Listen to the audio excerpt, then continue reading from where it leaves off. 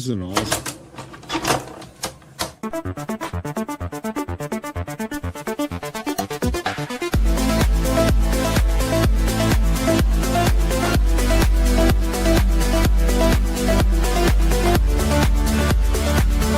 I've heard of audience participation shows, but this is ridiculous.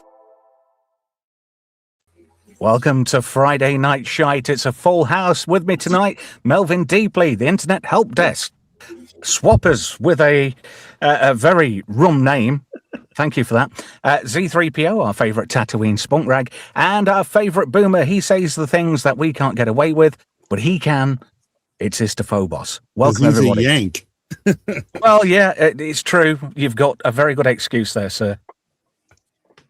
Anyway, we have got lots to talk about tonight. Hello to everybody in the chat. I'll get around to you in a few moments. Well, we'll start with this one because I kind of been looking forward to this. It was announced this week that Shannon Elizabeth, who played foreign exchange student Nadia in American Pie 27 years ago, back in 1999, is joining OnlyFans at 52. She says here, you'll find a side of me that doesn't make it into the movies. Are we talking about a clunge bucket? I don't know. She says she's going to be more playful, spontaneous, and completely unscripted. Now, my question to you guys, is this stunning and brave or just desperate? It's the inside is the side she's talking about, and it's 30 years too fucking late. Yeah, tell me about it. Yeah, I mean, I saw a picture of Zach Polanski's mum at the start of the week. And my poor eyes. Oh, there's not enough eye bleach in the world. Lots of ones in the chat, strangely enough. How am I not surprised? Hello, Brian. Gav's there with a one. Brian? Not Z3PO. Paul Dickinson. And, a day late and $1 short. Oh, Z, that's overly generous. Stop it. Listen, I got to blow some smoke up this panel's ass. This is a hell of a panel here, and it's an honor to be with you guys. Hey, you're more than welcome. I don't believe you.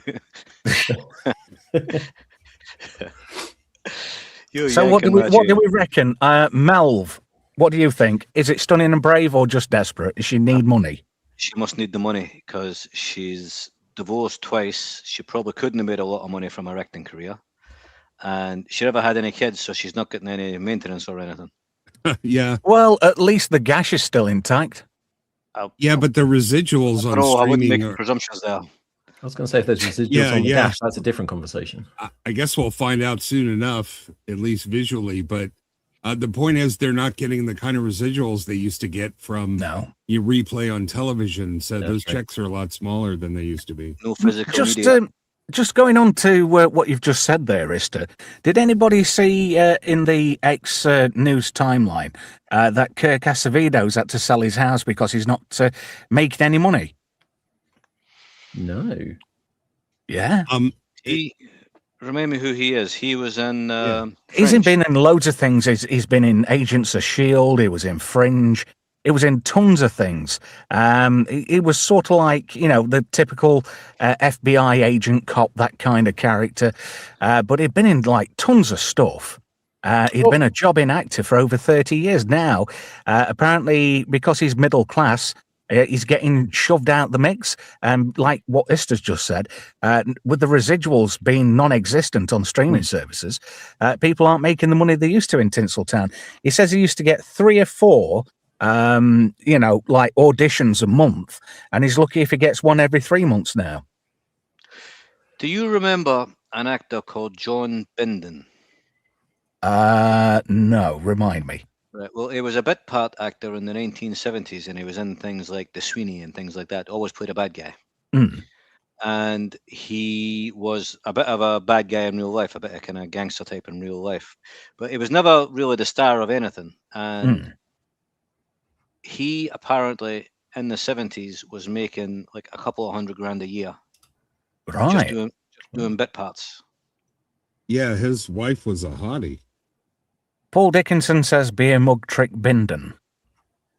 Yes. Yeah, that's Bindon. She was a cutie. But yeah, and I recognize the first name. It just took me a while to correlate your pronunciation with how I'm used to seeing it. People don't seem to be making that kind of money now that he was making back then. Yeah, no, that's why they're commanding these ridiculous salaries on the front end, because they know they're not going to get anything later. So, well, if you're not the lead, you're not making any money because you're on, the absolute bare minimum. What do they call it? Oh, scale. Yeah. You work for scale or less now. And apparently all these people that keep going on strike, like the Writers Guild of America and the Screen Actors Guild, aren't stepping in to do anything to protect the people who are paying their subs for the union. They protect the people who are at sort of like the top 10%, the ones who can afford to not work. Yeah, the ones who don't need it. Right, Bryan Cranston and all that sort of lot. They've got enough money saved up. They've got the big paying job. So if they don't work, they don't really care. But all the people, the other 80% of actors who are sort of like the walk-on roles, they're all screwed over. It's not fair for anyone. It's an industry of ever decreasing circles, like anything nowadays. Well, it's always the little guy who gets run over, man. But you see, when it becomes all AI, when all the actors are all AI generated and all the voices are AI generated and the scripts are AI generated and everything is AI generated, then somebody will have to reinvent the film industry with actual people in it. I think that's going through that now. Hollywood's panicking far too much. I don't think AI is going to be as big as everyone thinks it's going to be. I think it's collapsing down in on itself at this point. We'll be left with one or two big players, and one of them guaranteed is going to be film based. But I don't think it's going to be. I'm hoping that films don't end up being like. Do you remember the Final Fantasy movie? Yes, that was terrible. Yeah, I'm hoping films don't have that quality. I don't want to pick on Help Desk's prediction of the future there, but you sound like the people who said a heavier than air machine will never fly. Yeah, but I said the same thing about NFTs, being able to do, I was right, you see. Everything as that you're not even going to be able to tell the difference. That's coming. I mean, how long it's going to be, I don't know, but it's coming. I think the big impact is it's going to be more expensive, so it's not going to save them more money than they thought, but it's going to transfer the money out of Hollywood into Silicon Valley. It's going to be easier to launder it when you don't have to pay people.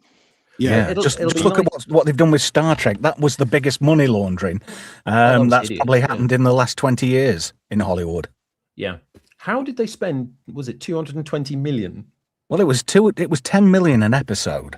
It was something like that, wasn't it? Yeah. But I mean, everybody was skimming at least half of that. With Alien Earth, that was 32 to 35 million per episode. Oh my God. Yeah. How can they justify that? I think the Acolyte was probably paid that little hologram freaky looking bird. I think they probably paid her by the pound or something. If they paid her by the pound that she was, she got all the money. 10 million an episode, 5 million on food. Yeah. Anyway, I'm interested to know, if you were the sort of person who frequents OnlyFans, would you pay to see Shannon Elizabeth's gash? No. I wouldn't have paid to see Shannon Elizabeth naked on a peak. Why? Why would you pay? Yeah, exactly. What is Zoom this in fan on that site? face. I do not know this fan site that you are talking about. Yeah, whatever. This picture is overly flattering as well. Like, I don't think you realize just the commitment that you would enter into. You know, when they released these photographs, they used to do a thing where they'd Photoshop it and take them wrinkles away. It looks to me like maybe they've gone out of the way to add a couple of wrinkles there. I think she went to the petrol station and inflated her fucking cheeks before she went. Yeah. I don't think that's. I don't think that. I think it's nature that added the wrinkles. Like, you know how everybody's having the buccal fat removed in Hollywood? I think she's had some put in. Yeah, but you know what? She looks better for it. I'll say that. Imagine her with sallow, sunken cheeks. Yeah, she'd look like a ghoul. I'd still spunk it though. I don't know about you guys. Swappers, would you dunk your man milk into it?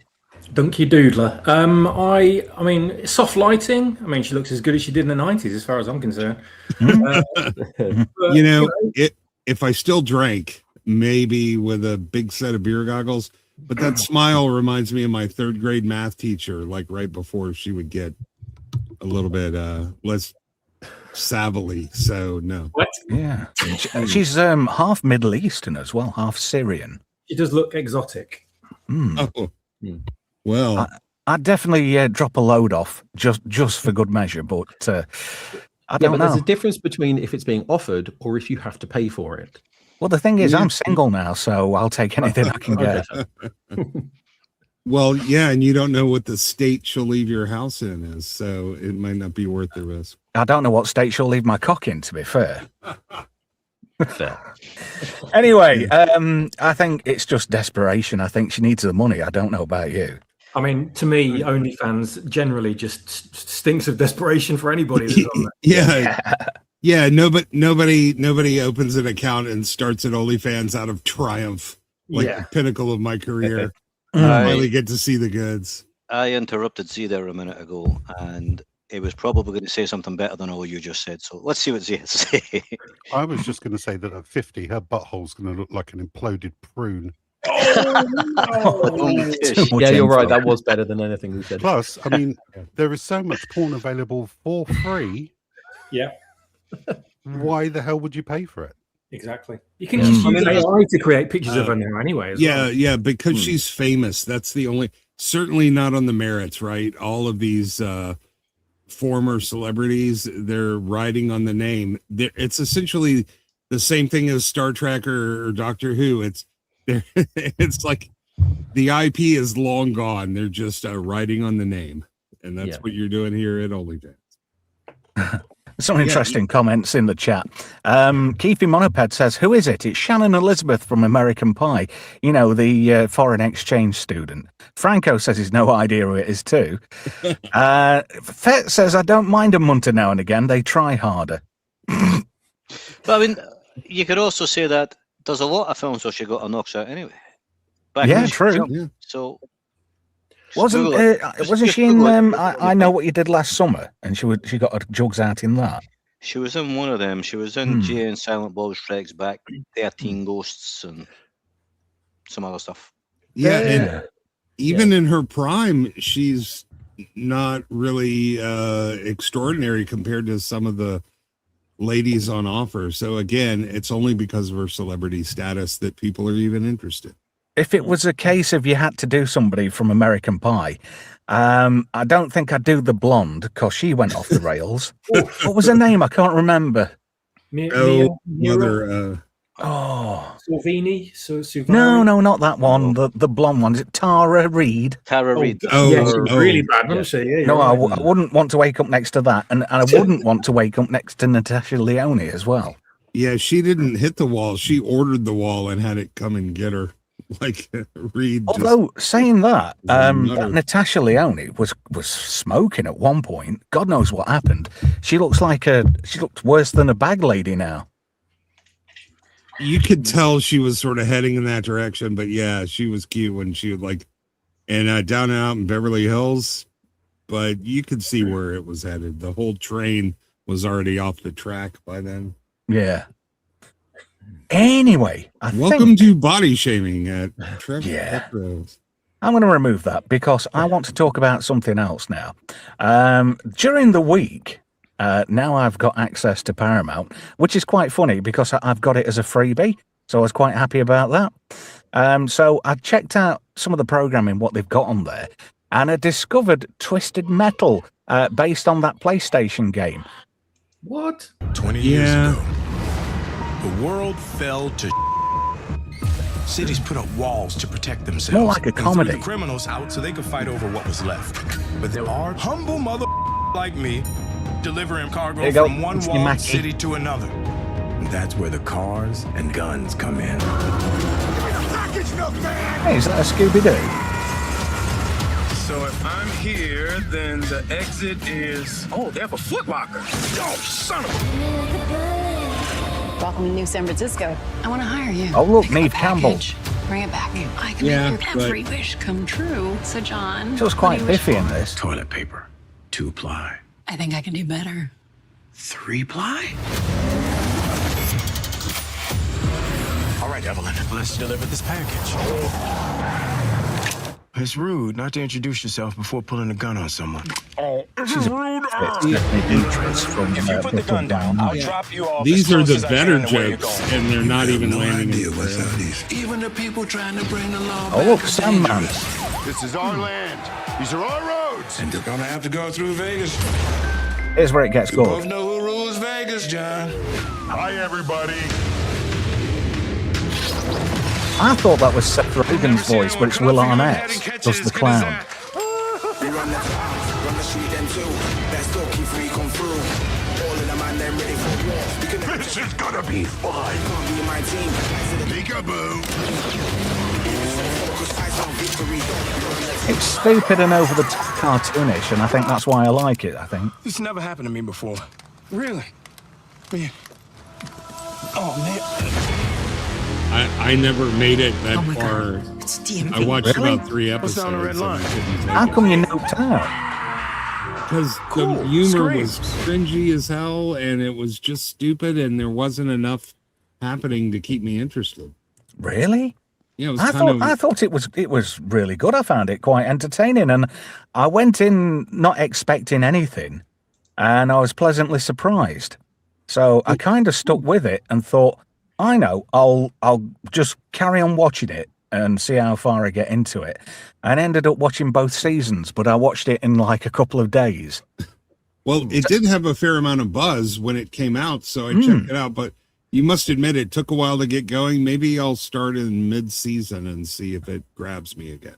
So for those who don't know, it's based on the PlayStation game of the same name. And the tagline's like this: in a shattered, divided states of America, civilization lies in ruins after a cataclysm known as the Fall. Highways are ruled by warlords and killers. John Doe, that's Mackie, a fast-talking amnesiac milkman. Now, milkmen are just like glorified couriers. With a buried past, is offered a way out if he can deliver a mysterious package across the deadly wasteland. Along the way, faces ruthless enemies, if I can say it myself, and bizarre survivors, including Sweet Tooth, that's the clown, a murderous clown tearing through roads in an ice cream van. It was developed by Rhett Reese, Paul Wernick, and Michael Jonathan Smith. He's also one of the showrunners, along with David Reed. So you've got Anthony Mackie as John Doe, Stephanie Beatriz as Quiet, John C. Noir, I think, and Will Arnett, who plays Sweet Tooth. C. Noir plays the character while Arnett plays the voices. There's 2 seasons and a total of 22 episodes, and I thought it was absolutely great. Anybody else watch this? Nope. No. I mean, I never even knew it was a thing. I played the games. You played the game, have you? I played the game back. It was back in the mid '90s. You know, mid to late '90s. I can't remember exactly when. It was.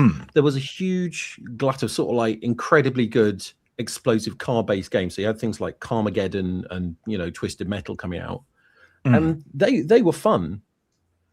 I'm not sure I would have wanted to see it as a television show, but or a movie. But yeah, I mean, if it's good, I might watch it. But yeah, the failed attempts at Marvel humor just really put me off. Like, I suffer from the problem that every time I've seen a movie based on a computer game, it's generally not been very good. I found it really, really good. It was really satisfying to watch. Maybe it's because I'm at a low point in my life. Well, it wasn't just awful. need something to watch. Yeah, it might be good. Kiki Myoped says, watched the first series and liked it, watched season 2, episode 1, and wondered what I actually saw in it. I kind of stuck with it, to be fair. It did get a bit stupid in season 2. Apparently season 3 is in development as we speak. But I thought, Mackie's been a bit stiff in some of the roles he's been in. He was stiff in the Marvel stuff. He was stiff in Altered Carbon. But it's like he's playing it like how he wants, and he's having fun with it, and it really comes across, and I like his energy that he's playing as John Doe, and I just thought this is really entertaining. And yet you've got this clown here, Sweet Tooth. I thought, God, this guy's like pretty much carrying the show. When he's on, he's fucking amazing. Well, I'll point out it. I just found it, like I said, the humor a bit cringe, and it was boring. But it wasn't agonizing to watch like Daredevil or something, Academy. So it wasn't torturous. I just thought, it's not really that good. But I don't think I even got to the good parts. I watched 3 or 4 eps, and it just took a while to get going. So I'm up for revisiting it. I can watch some stupid fun. Well, if it's a rainy day and you've got nothing else better to do, I think it might be a nice filler for you. But I thought more people would have watched it. Z, like you said, Trev, Mackie's really been phoning it in recent roles. Brave New World, Falcon and the Winter Soldier, and Alton Carbon season 2. I just do not consider him a leading man, and to be quite honest, I've been completely put off by him. By some of his public statements. I think he's great in a TV arena, but perhaps not the big screen. He's good as a quippy side character, but I don't think he can lead a show. Yeah, he was better in this. He was more relaxed, but I agree. He didn't really have the leading man energy even to carry a TV show. Oh. They should make him say, didn't your daddy ever tell you always bet on black? then I would watch it. Oh, I just need to make an apology. I made a spelling mistake on Just Great Movies thumbnail for next week. I don't know how it happened because like normally slip to me. Yeah, I normally check these things and I make sure everything's good before I post things, but I haven't got Twitter like I used to. So I was going to put this up on. This is what I should have put up, but unfortunately, I don't know how I did this. This is what ended up getting put on. What? So Mikey Spock's in there. I thought it was intentional. So no, I made a typo and I didn't realize. I didn't know you were doing the acolyte. No, well, if you're looking forward to, well done to Skyfire, because if you missed it on Tuesday, we auctioned off the next movie, and Skyfire was the highest winning bidder, and he picked The Black Hole. Obviously, I can't spell, and ended up putting a picture on saying The Black Hole, so I do apologise for that. So this isn't from the remake starring Zendaya, then? Oh, God. You're bringing down the tone of the show, Trevor. I mean, I'm allowed to do that. We've had this talk before, that kind of language. I know, Melv. It's not becoming of a man of this stature. I've made it right. There we go. It's The Black Hole. I was quite proud of that. You or something. Do you know, I'm really loving Affinity. I'm making some really good thumbnails at the moment. Black hole, eh? We back to Shannon Elizabeth's bumhole again. No, it's Rusty Lee's bumhole, if you want to be precise. Whatever happened to Rusty Lee? Do we know? Do we care? I think she's dead. She's still going, as far as I know. Dead and still going. We're doing well. Melv's written her off. I'm just having a look, right? Oh, Rusty dear. Lee. She's 76 and still alive. Wow. Hey. What was I going to say? Did anybody see all the hype about CinemaCon? Yeah, I saw some of it. I mean, mildly hype adjacent. Yeah, it seemed really desperate, and it's like studios are going all out to, put everything out there. But the biggest news story was the Avengers Doomsday final trailer that they put up there, but they haven't released it online yet. I managed to take a copy from CinemaCon. I've tried to make it right because it's obviously off for a mobile phone. So it might make you a little bit seasick. So I thought we'd have a look at the final trailer for Avengers Doomsday. Yeah. Just to warn you, there are a lot of trailers appearing online. A lot of them are just AI generated and fake. Yeah. Well, but this one's from the actual thing, because if you look, it's a bit shaky. You're not going to get a strike for this. I don't know. Well, that's what super chats are for. If we get struck for it. And I've kind of altered the video a little bit. I have mine. Oh God, Pedo Pascal. He's in everything at the moment, isn't he? I heard he just got offered a job at the BBC. Oh God, not Doctor Who, please, no. Oh, look. I was reading the ingredients in the canister that I had yesterday, and Pedro Pascal was in it. The question is, crikey, they're going all out, aren't they? Are you prepared to die? This is a shame as well, because apparently Disney have just laid a load of people off from MCU. There's 1,000 jobs lost. 1,000? Last time I heard. Yeah, they shut down the whole home entertainment division. Yeah. Yeah, and all of the Marvel visual effects studios. This place from the others.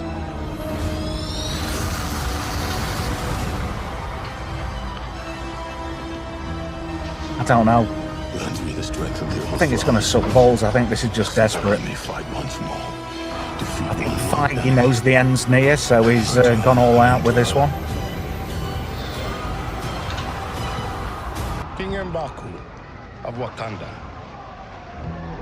Then, Yeah, I had to get rid of all the screams, the insidious screams from all the fanboys. Are we sure that was genuine and not AI? It's I've seen it from 3 different sources. That's the same thing from CinemaCon, apparently. Because I've seen elsewhere online over this week that they're thinking of casting Rogue as someone completely different as she was in that trailer. Well, I heard Bella Ramsey's in the lead. Well, I mean, they could. Everybody films their parts separately. They could easily replace anybody. Yeah. Was it the guy who who still have a ways to go? Oh, was it the guy who played was it Nightcrawler? Crawler. He's back said in he it. did Alan everything Cummings. he said he did. Yeah, Alan Cumming. That was it. He said he did everything on a green screen. He didn't even know who he was talking to for his lines. Yeah, yeah. Now, remember, mind you, this movie is going to take a minimum of 1.4 billion to break even, and that assumes a relatively modest marketing budget. Well, the rumored budget for this, the 400 million. 400 million, yeah, which makes it one of the most expensive films ever made. I think they're underselling it. I think it's higher. It's going to be a lot higher. More than 400 million. It's 500 million just in salaries. That doesn't even count making the movie. Was it Robert Downey Jr. has got one of the highest salaries for any actor in any movie at this point? 120 million plus his own little culty compound. Yes, he has to have sort of like 5 caravans, and one of them's for animals or something stupid. I've read Isn't he getting something back off the overall take as well? He's getting it based on gross and not net. I think he's retiring. Quite right. I think this is going to be a final movie, and I think he's going to retire after this. The way they fiddle the books, there'd be an idiot to take it off the net, right? Yeah. So you've got the Russos directing this. It's written by Stephen McFeely. Obviously, Anthony and Joe Russo are producing it along with Kevin Feige. But I think Feige's wanting to go all out on this one because I think Disney have said, "Look, you've got one more chance." Yeah. Because if they've laid over 1,000 people off at Marvel, it doesn't bode well, does it, for the future of the MCU? The guy is called McFeely. Yeah. He should start a production company with Stanley Tucci, eh? Really? Yeah. Oh, that's quite good. Tucci McFeely, that'd be cool. Yeah, I do like that. And what were the Russos' last 2 masterpieces? The Electric State and Citadel. I would be feeling a little bit nervous. Yeah, it's not looking fantastic, is it? Being honest. No, I mean, with all Disney IPs, not just Marvel, but Star Wars as well, they've driven it to the point where the general public is fatigued with anything they put out. I mean, they released Star Wars, the Darth Maul series last week, and nobody's talking about it. Yeah, because nothing happened. Nobody even knows about it, man. It's funny. Yeah, there's zero buzz. I think they're going to make one big 9-hour movie. They're going to cut it into 3 pieces and hope to God they can break even by the time they air the 3rd installment. But Patrick Stewart's had more comebacks in Marvel films than Shwaddy Waddy. Honestly, with these things, it doesn't matter if they make money because they're making their money in the production. They're coming in way over what you would normally have to spend to do the same thing, and they're hiring themselves to do jobs. They're hiring companies that they own and things like that. So they got their company doing the catering, and their company doing the special effects, and their company doing the costumes, and they're paying themselves. And then when it loses money, they can write all that money off that they lost, but they actually just took it out the left pocket and put it in the right pocket. Who's the accountant? Ken Dodd. No, they're stealing money from the stockholders. The shareholders are the ones people who lose the money are the shareholders. But these assholes are just moving the money around. On the front well, end, they don't care. It's not their money to lose, is it? Yeah, Hollywood accounting. They're They're not losing it. Somebody else is paying to get the film made. The shareholders are paying to get the film made, right? And then the people in charge are moving that money around and saying they lost it when they just took it from their left pocket and put it in the right pocket. Yeah. Hollywood accounting is a really big thing. It's been going on for years. If you actually check the books, at the time, all of the Star Wars movies didn't make a profit. I'm not kidding about this. Hollywood accounting, all the Star Wars didn't make a profit because that way they didn't have to pay taxes. They said that about the Lord of the Rings, didn't they? Peter Jackson had to sue them to get his money. Oh yeah. Yeah, and then they said on paper it lost money. Yeah, they avoid all the back end points that way too, because they create shell companies and independent production entities, and they make sure that nobody makes money along the way. But the people making this movie are getting rich as hell, but everyone else involved in it is losing their ass. And they promise actors a percentage, but it's not a percentage of the gross. It's but the thing is that most of the other actors get a share of net, which is the big con in Hollywood. Yeah. Whereas Robert Downey Jr. is getting a cut from gross. Yeah, that's everybody's caught onto that. Yeah, everybody's figured it out, and nobody's going to take a share of the net anymore. Yeah, didn't you see? I think Larry David said, is like, he's like, net is for chumps. Go with the gross. Front end is where it's at, but you have to have a certain amount of class in order to get front end points. You have to be big enough that you don't even need it. Well, Downey's got that pulling power, because without him, he's become the Jesus Christ of the franchise, hasn't he? Yeah, but I'm not sure anybody gives a shit about him as Doom. They want to see Iron Man. I think I thought that was a weak move. I thought that was very poor form on Marvel's part, bringing him back. I don't know how they're going to do that, why he's got Tony Stark's face. Obviously, it's going to be a bit of a head fuck, but that's Victor Von Doom for you. Twins separated at birth or something. And my theory about it, sorry, I just cut this in. My theory about it is that originally he was coming back as Doom because he was Tony Stark from another timeline who went the other way and just decided to almost just create Ultron as sort of like the thing that protects the planet, but instead it turned into sort of like now I'm in charge of everything. But they got rid of Iron Man out of our universe because they were going to bring in Ironheart to replace him. But of course that tanked. So they just realized they don't have an Iron Man or Iron Man surrogate to come in. Well, Keefe Moped says in the chat, it's going to be epic and Pedro Pascal is in it, so it just can't fail. Well, here's their big tactical mistake. This movie opens up on the 19th, same time as Dune.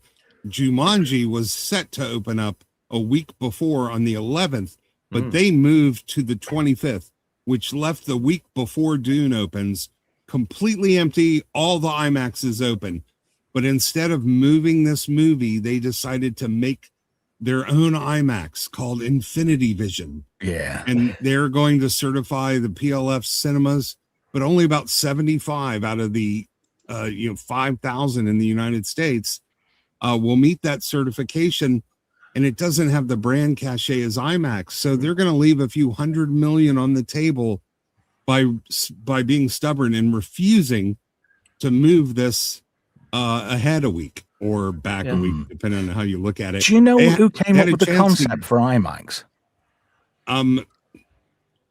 Nelson Mandela. No. Hello, said Brian with his Nelson Mandela voice. Richard Donner.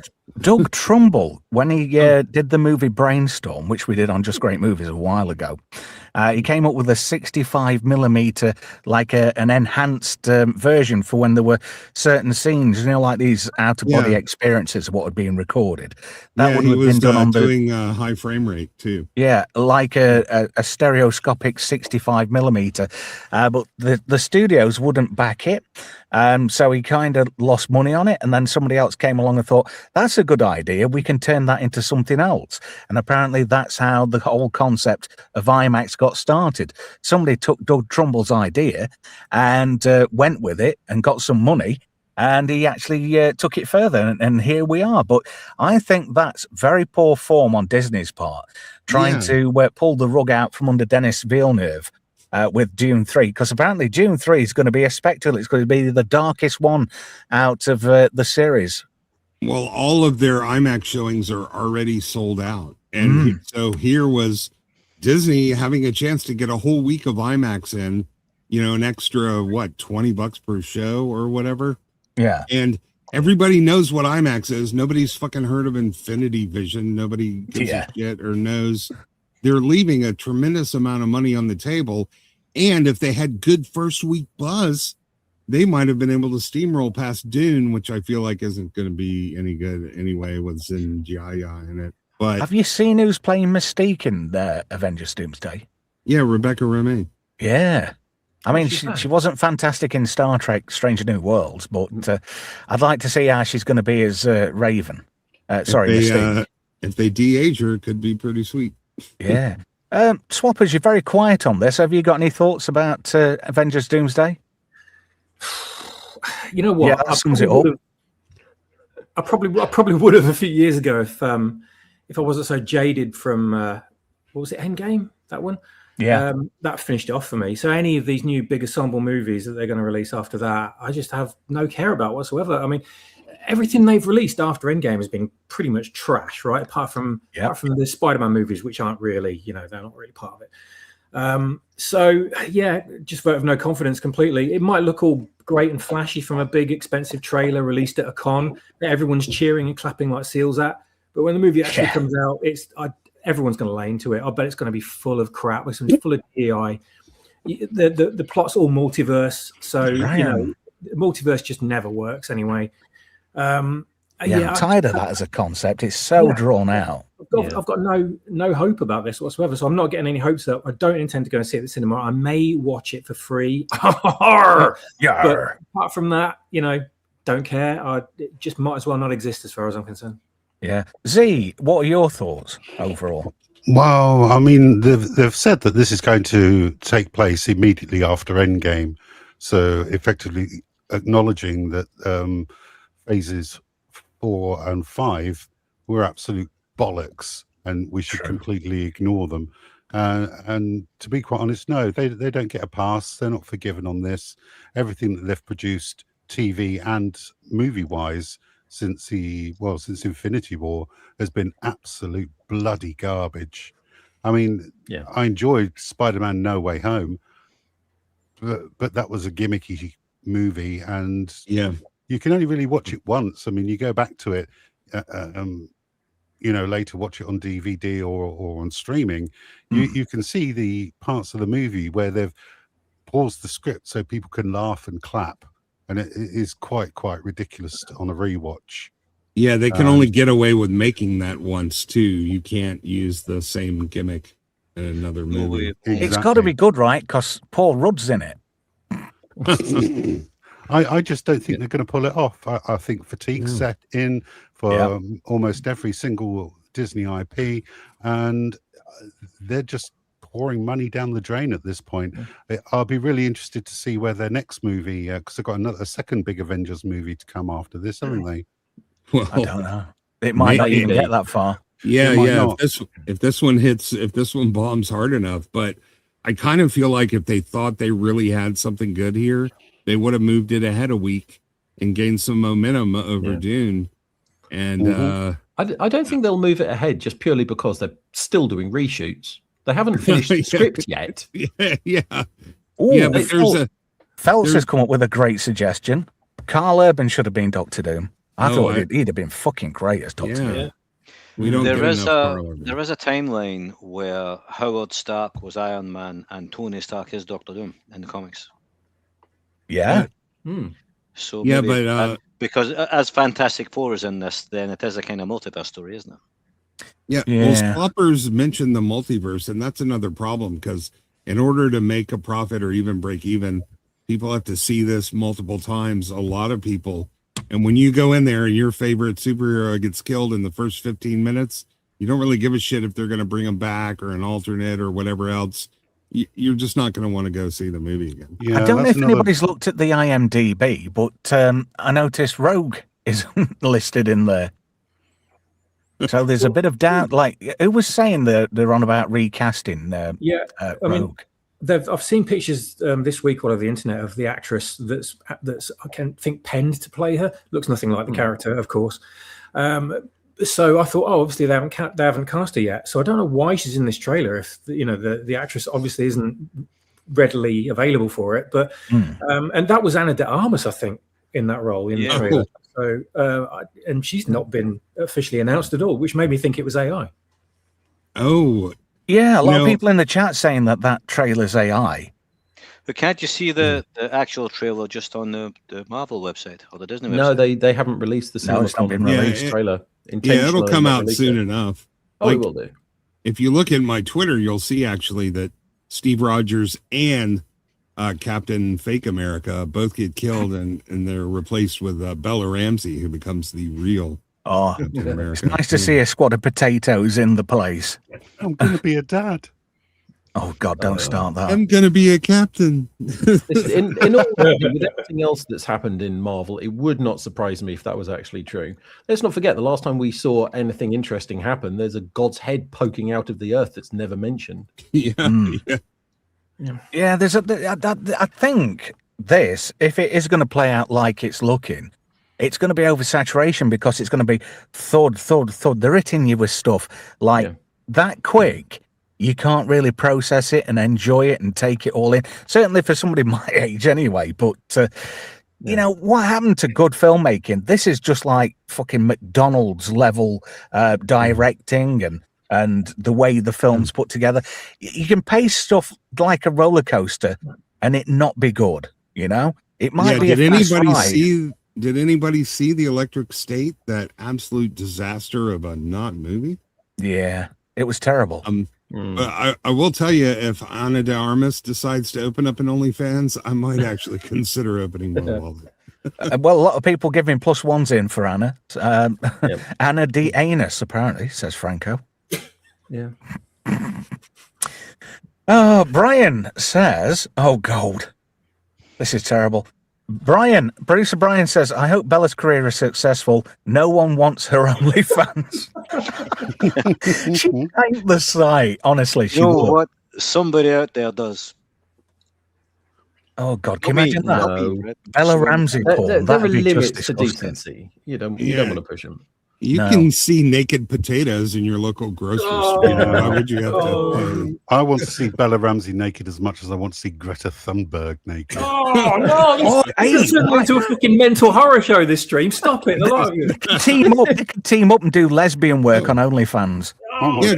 Greta could be a good rogue. She could go around and, how dare you, right before she rips the powers right out of your body. Hey, I've just had a great idea. Thanks, Felch. You've kind of given me an idea. What about onlymunters.com? That'd be shit on. How dare me? How dare you? How dare you look at my fanny? Listen, if we're recasting, then we may as well put Pedro Pascal as the Hulk. The only difference is he's very big and pink. Yeah. Why don't they just cast him as a possible gay pedo? Only possible. Yeah, nobody's even taking this seriously. Like, we're joking about it. The amount of apathy, like, I don't really see any. They had their big CinemaCon reveal, and there's no real buzz. Nobody's. So true. I'm hearing. The thing is, like I said before, they've had oversaturation. There was too much. There was everything was dependent on seeing all the other little itty bitty films around the core Marvel movies, and that was a big mistake because. People like me, I'm a casual viewer of this kind of stuff. You know, I go for the big names, not the little league players.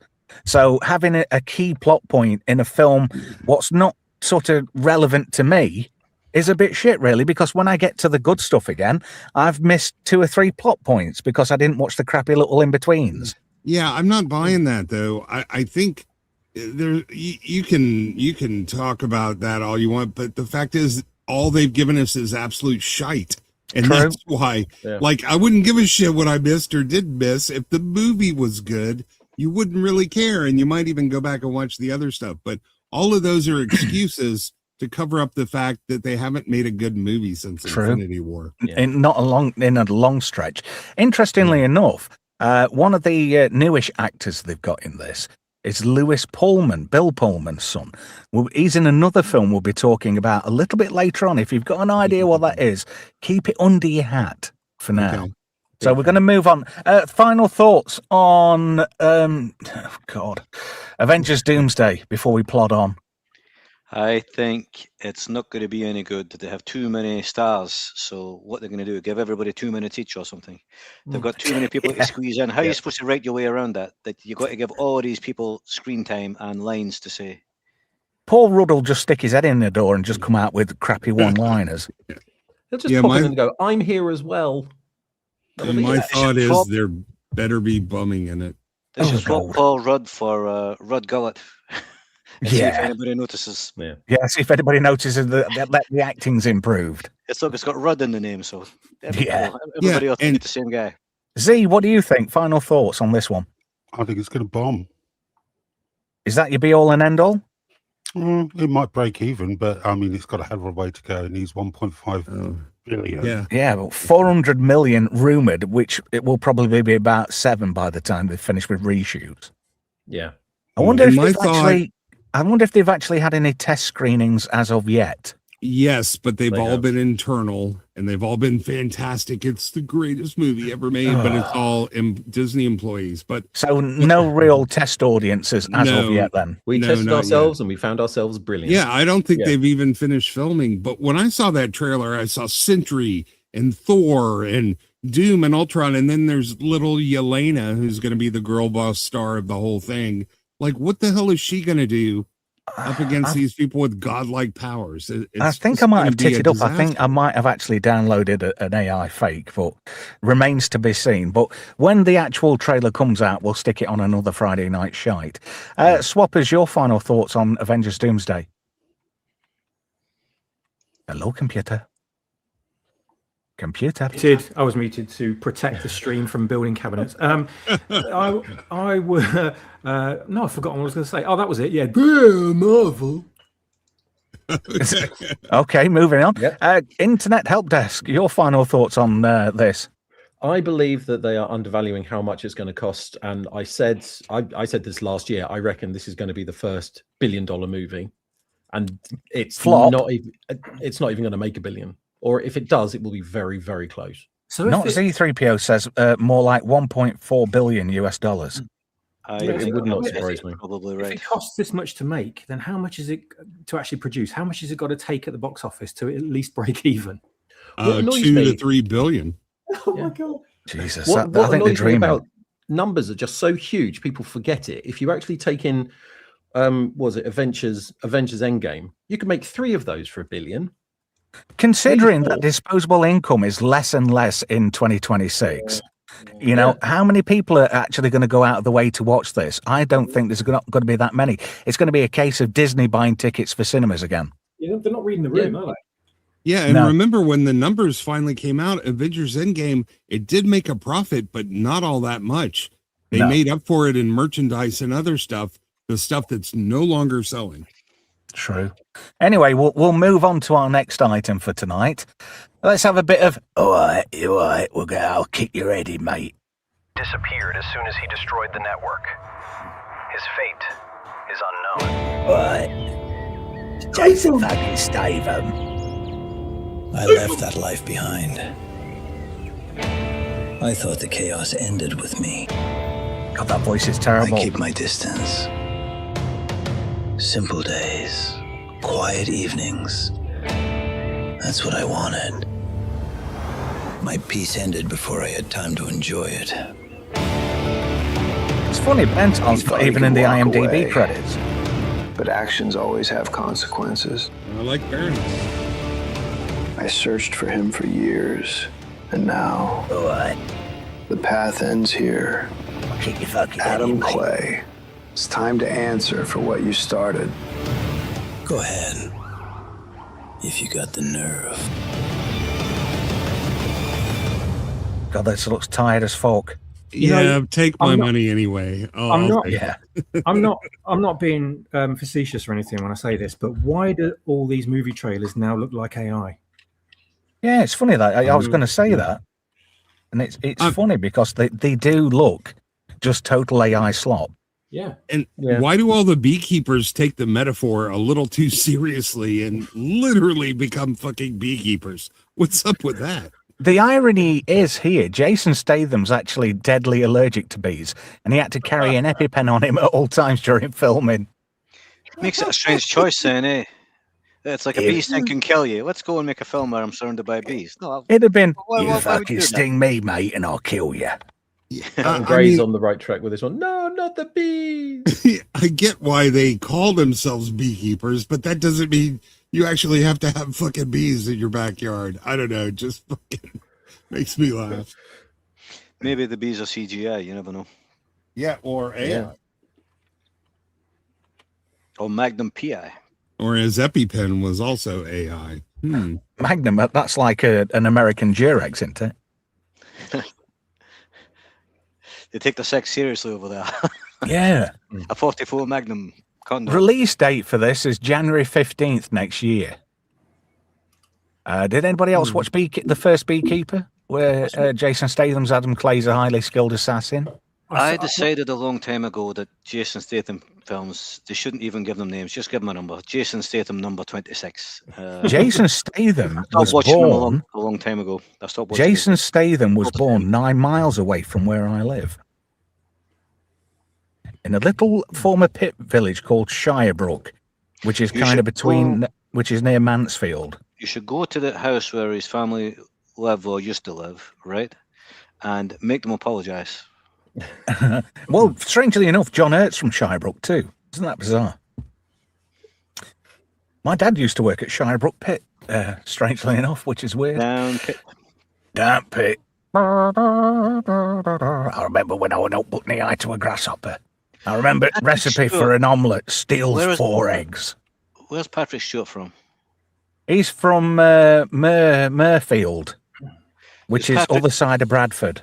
Patrick Stewart and Brian Blessed come from the same town, and they both ran away together to become actors. Brian Blessed is from Rotherham. So quite a distance away, to be fair. One of them lied to me, whoever it was doing the interview. I think it was Brian Blessed. Brian Blessed's from Rotherham, and Patrick Stewart's from Murfield, because Flav brought that up. Maybe on the last Just Great Movies. We got into a bit. Esther, you remember that? It was on. We were on about Patrick Stewart, and then he put us right. Yeah, I was gonna. I didn't know they were the same. I can see Blessed going, Picard is alive. Gordon's alive. God, apparently he's really crazy. He's got like a really weird energy around him. It's like it's ADHD on steroids. One of them said it in an interview that they come from the same town and they ran away together and went to London to become actors. Probably Brian Blessed's just bullshitting, to be fair. Well, yeah, I used to have a high degree of respect for Patrick Stewart, but lately he's sort of fallen off in my esteem. So, I mean, he's really, he hardly can speak anymore. He looks. That's old age. I don't think that's intentional. No. Yeah. No, I'm just saying he should have left the stage a while ago, is my point. And I don't think adding him to anything, really brings much to the table anymore. Oh, not Z3PO said, didn't Blessed climb Everest? He did something like that, I seem to remember. He almost made it to the top, and the Chinese government wanted something like an extra £200,000 or something to let the team go to the top. So they said, nah, we'll go home. I don't know. They're not in charge of Everest, though. That's Nepal. No. Whoever it was. That's the Nepalese government, isn't it? They own. Is it Nepal or Tibet? I can't remember. I don't want Nepal. Yeah, I don't want to sound too racist, so I just said Chinese. I'm being because that's not racist. That's racist enough. Oh dear, Mel, you've created a situation. Chinese isn't a race; it's a kind of food. 100 meters is though. Egg and spoon. I'm racist. I don't like that, and I don't like the sack race either. I've got bad memories from school sports day of the sack race. Oof. I don't know. The world doesn't need another Jason Statham movie, I don't think. Shut up. Jason Statham's a guilty pleasure of mine. I've watched all of his movies. Vix, And with the exception of Shelter, which was released earlier this year, which is an absolute pile of dog shit, I've actually enjoyed pretty much all of them.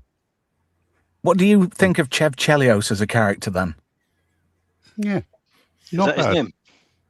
Well, in Cranked? Is that the Cranked guy? Yeah, that was a great series of movies. Yeah, it's absurd, but it was, you know exactly what you're gonna get.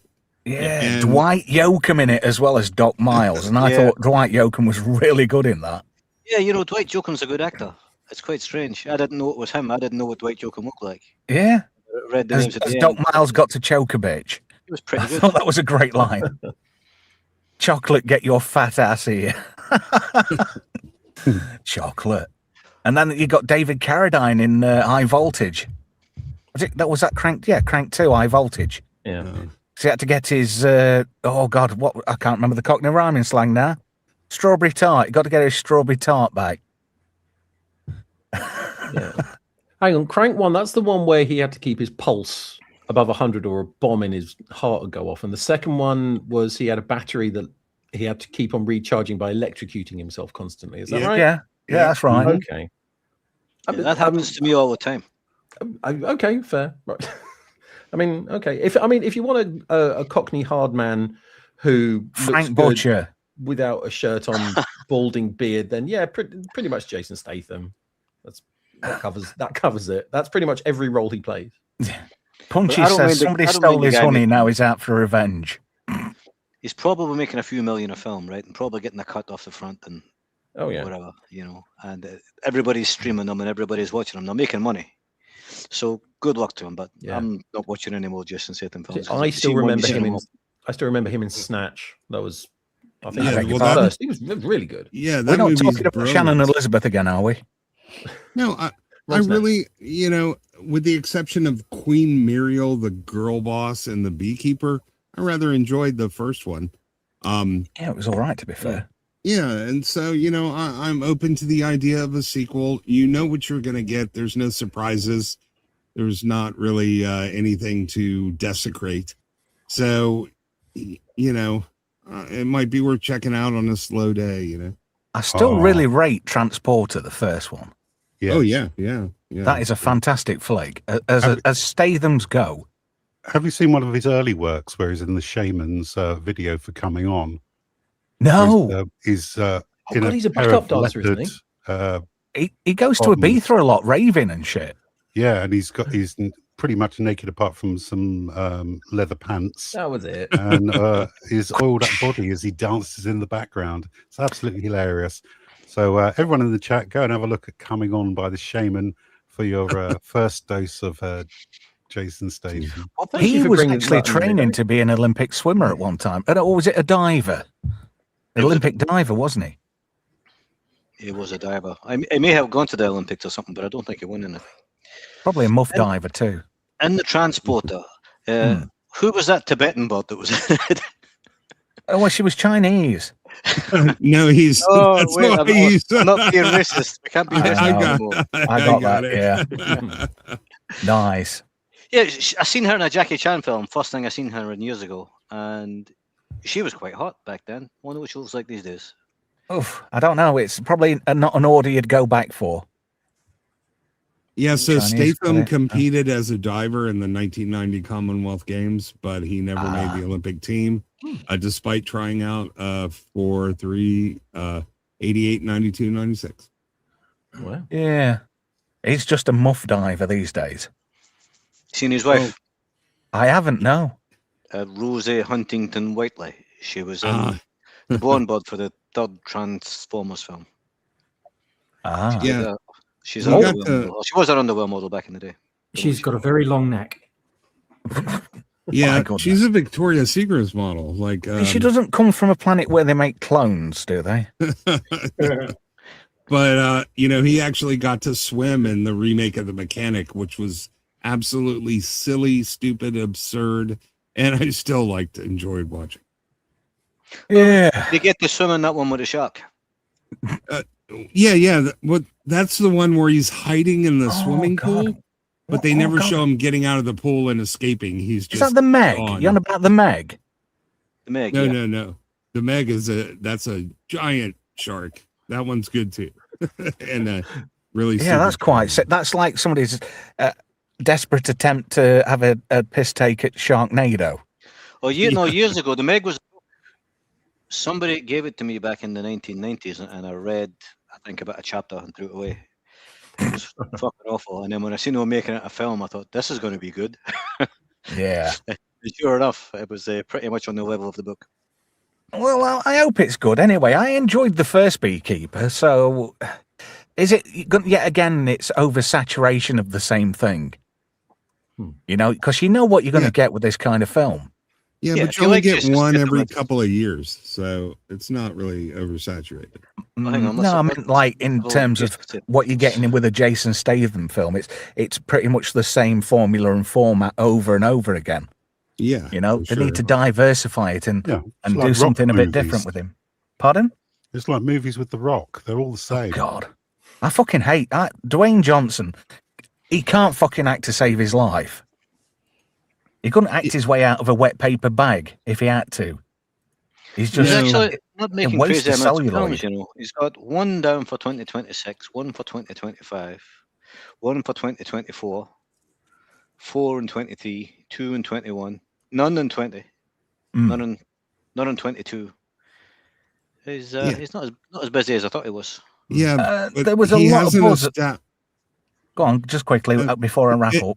Yeah, he has an established brand, a formula that works, and if they try to deviate from it now, he would disappoint the fans that he's guaranteed to get. So it's like Adam Sandler; he's locked into his thing. Oh God, his shit is so tired. Yeah, Jason Statham plays a man with a secret past, and he's trying to live a peaceful life, and they want to keep dragging him back in. Yeah. Yep. Right. Moving on. Another big title. That caused a lot of woos and ahs at CinemaCon. The final trailer for this. Feel free to groan, Swaps. They're using Yoda's music in that scene that has absolutely no right being there. True. It's all right. They use Darth Vader's theme in a minute. Imperial war criminals. I'll take out every bad guy in your deck of cards. I was a little bit confused watching this trailer. The Silver Crest bag, how is that possible? It's about revenge. It's about preventing another war. Oh, look, Sigourney Weaver. Bet she's cheap these days. Before going into harm's way, check She's your armor nearly first. 80. Yeah. We're protecting everything the rebellion fought for. Oh my God, she's Zeb, I remember Yeah. Zeb. You're gonna need it. Oh, look at this. What shit. Well, hey. Yeah, the Oh my God, kids all they're just so laugh and cute. titter.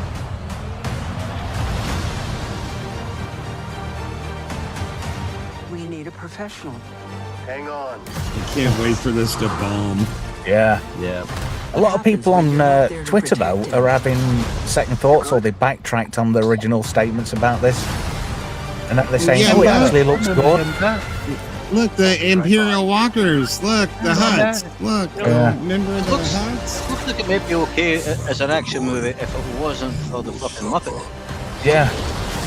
Oh, look, Remember the somebody's big rubbed his white helmet. snake? Monsters. The old protect the young, Oh, this is the way.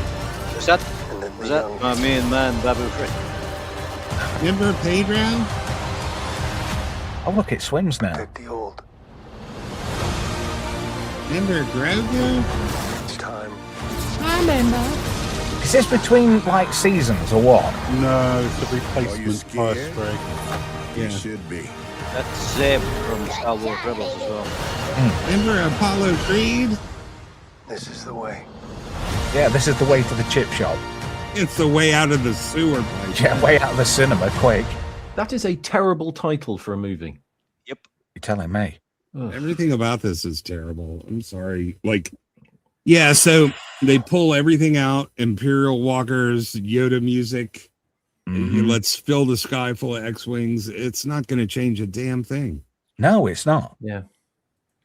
But there's like lots of people, like I said on X, that are going, oh, I think I've changed my mind. I think this is going to absolutely rock now.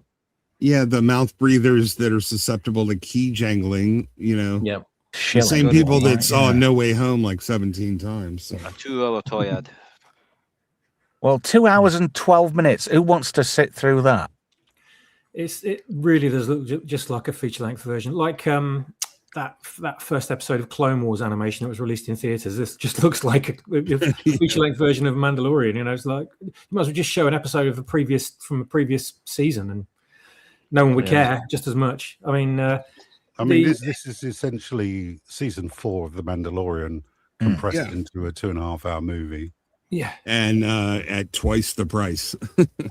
I think there's too many cooks in the writers' room. Jon Favreau, Dave Filoni, and Noah Claw.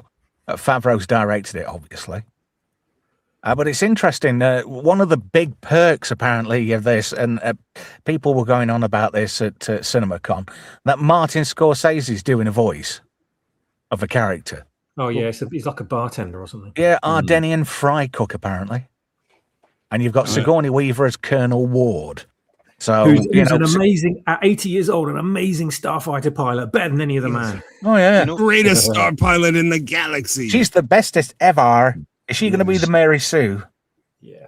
She swapped franchises. I'm disgusted in Sigourney Weaver. How dare she jump franchises? Yeah, I think Ardent Party nailed it in the chat. Oh, where we're looking. Cool Geek is like 7 up, 7 or 8. 1, 2. What, the actual logo is obviously AI slop? No, where he starts off the cool geek crowd. Yeah, it's absolutely 100% bob on with that one. Yeah. There you go. Ardent Party says, the cool geek crowd who thought Big Bang Theory was anything close to the real life of nerds will love this. Mm-hmm. Yeah, I guess. It does show a bit of desperation as well, because they got rid of Baby Grogu in, what was it, season 2? They gave him an ending going off of Luke Skywalker, but they realized that they didn't have anything else, so they brought him back. And apparently he scored really highly, and test audiences and parents and kids alike approved him, and they brought him back to basically float the franchise. Yeah, there was nothing. It doesn't have anything else. Yeah, and then they brought it. You nailed it on the head, Melv. Yeah, still toys. I mean, they still had Boba Fett, and they had Luke Skywalker to go back to, and they still had the whole theme of the Mandalorian being episodic man with no name in space type thing, which was a perfectly fine idea. You know, for season 1, it worked fine, right?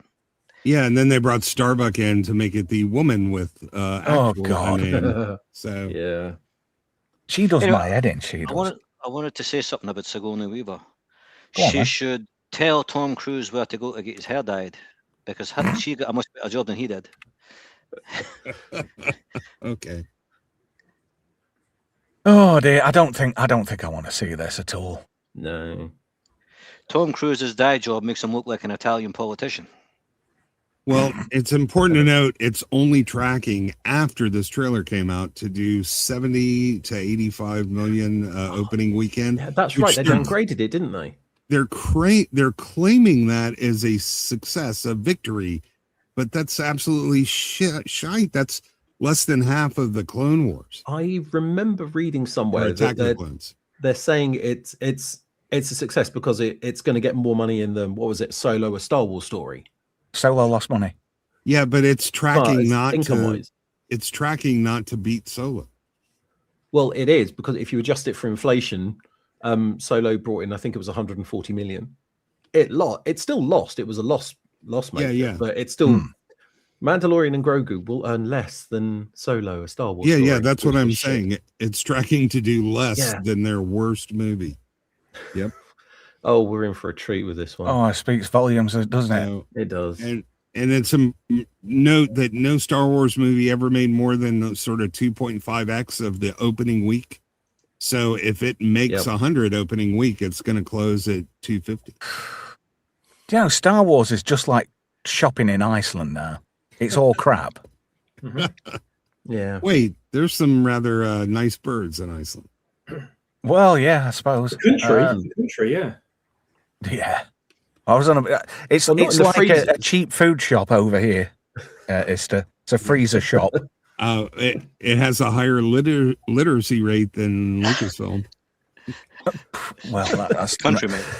I don't think this is. I don't think this is going to be a big earner for him. In fact, I think this might be another nail in the Disney Star Wars franchise, because they've done nothing but shit with it since they got their hands on it. George Lucas must be kicking himself every day. Well, they're pulling back on the marketing spend because they know they have a loser on their hands, which is why you haven't heard as much. They are not happy with the results, so they don't even expect it to do well.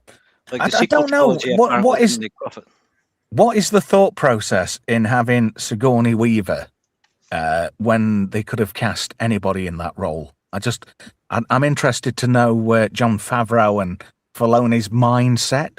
Oh, do you want to know what that is? I think I have an idea. So, Ray sucks, Echo sucks, the Acolyte, whatever, Ray, was it OSHA and whatever.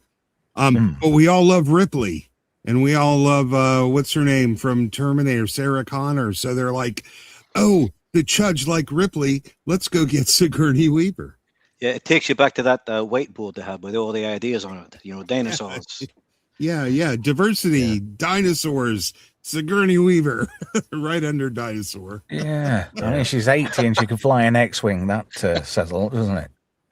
Will Swappers, as our resident Star Wars man, what's your opinion? Will you be watching this? Will you be high seizing it, or will you actually pay to go to the flicks? I don't want to pay to go and watch this, but I may be having a meet with friends at some point down the line in May, because it comes out my birthday weekend. I think once it's released on digital, we should do a Just Bad Movies on it.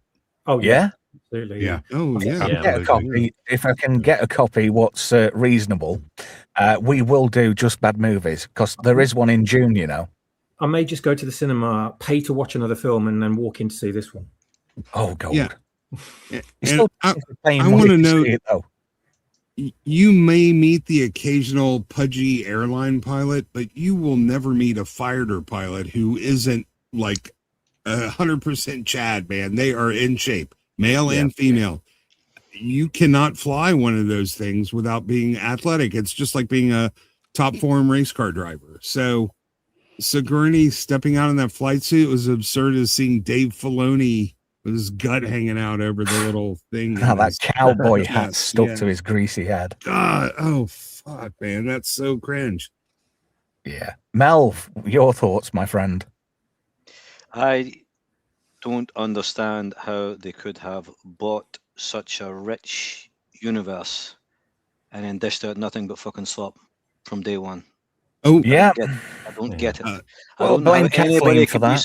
Be so stupid or be so short-sighted or not even see the pattern. What they're doing, put out the first few in the shit and then go, okay, we need to do something different. Maybe we need to get some new people on board. Maybe we need to get some new ideas, some better writers. Go back to George and ask him what he thinks. They've not done any of that. They've just doubled down and dished out. Everything has been worse than the previous. They insist on having a 90% women's writer room. But there was one thing that came out on Twitter these last couple of days that's really telling, which are all of the creators that wanted to bring Mara Jade into their stories. Every single time Lucasfilm said, absolutely not. They would have fucked up anyway. How do you fuck up a Boba Fett series? How do you do that? How could you manage that? Quite easily, put idiots in charge. Yeah, the by shit putting they're making Vespas. is so bad. It's so bad that they think, what do you call it? Andor is good. You got people praising Andor, saying it's as good as Breaking Bad. Yeah, you fuck up that's how Boba shit Fett. Star Wars is. The Andor is getting that kind of praise. You fuck up Boba Fett by having a guy describe somebody as more machine than man, and then a guy walks out wearing a Monopoly guy monocle, and that's his only fucking machine part. That's how and then gets on a Vespa. That's how you fuck it. False teeth as well. Yeah. The big false teeth. Yeah. But, no, I just honestly, right? I don't consider myself like a fanatic or anything. I couldn't tell you everything that happened in the EU. I've not read all the books. I've not read all the comics from Star Wars originally. I've read a lot of the comics. I've read some of the books. I've probably read about 20 of the books, I suppose. And I've seen all the films. And I consider myself like as a normie, a high-end normie Star Wars fan, right? And it just makes me want to go and live in a cave. All this shit. I don't blame you. Graham, your final thoughts on The Mandalorian and Grogu?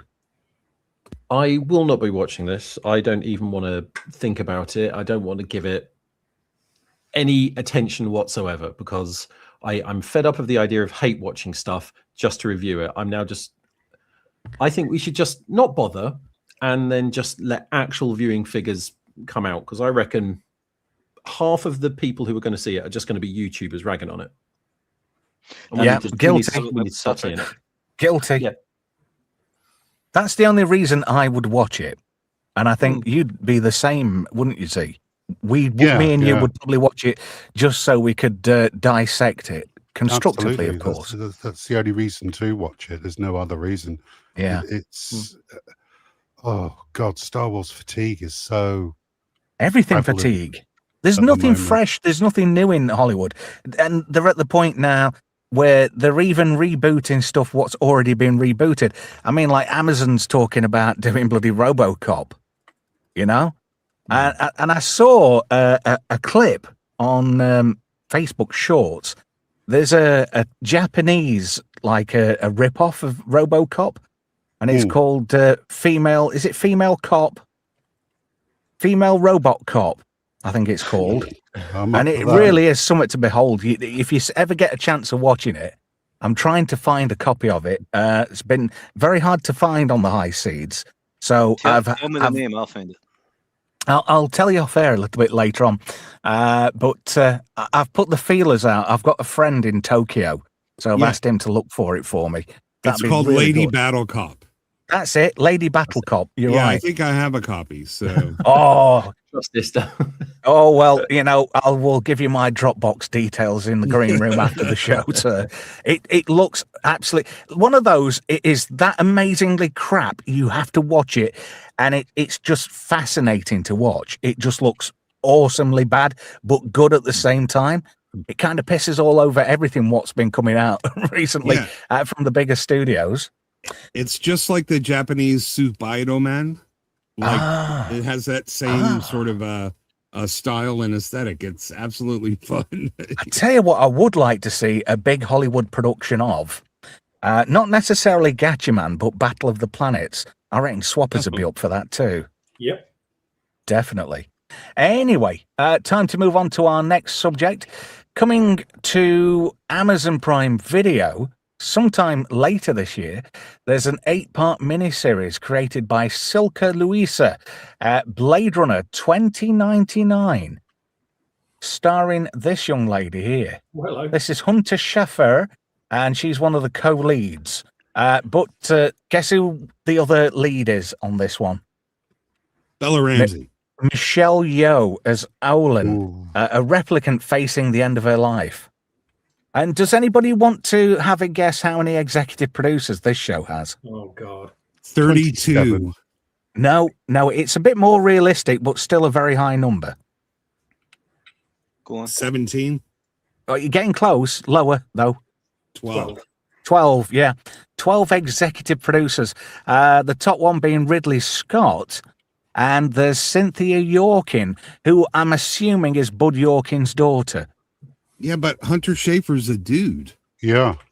What? That's you're right. Dude. That's the guy. Yeah, you're right. Fucking hell. Surgeons did good work. So this is one from the start then. You're going to have to sort out those uncomfortable feelings you just There's a lot of people in the chat throwing the ones up, so I think they're with you. Somebody punchy put 12 in. Oh, he's on about producers. Yeah. 12. This is the person that all the weirdos online wanted to be Zelda. Yeah. They had that huge fan campaign, and it maybe not as huge, but loud. There's 4 production companies behind this. Obviously, you've got Scott Free Productions. There's Alcon Television Group, Amazon MGM Studios, and Sony Pictures Television. The series was getting ready to begin shooting in Belfast when the production was postponed due to the 2023 WGA strike.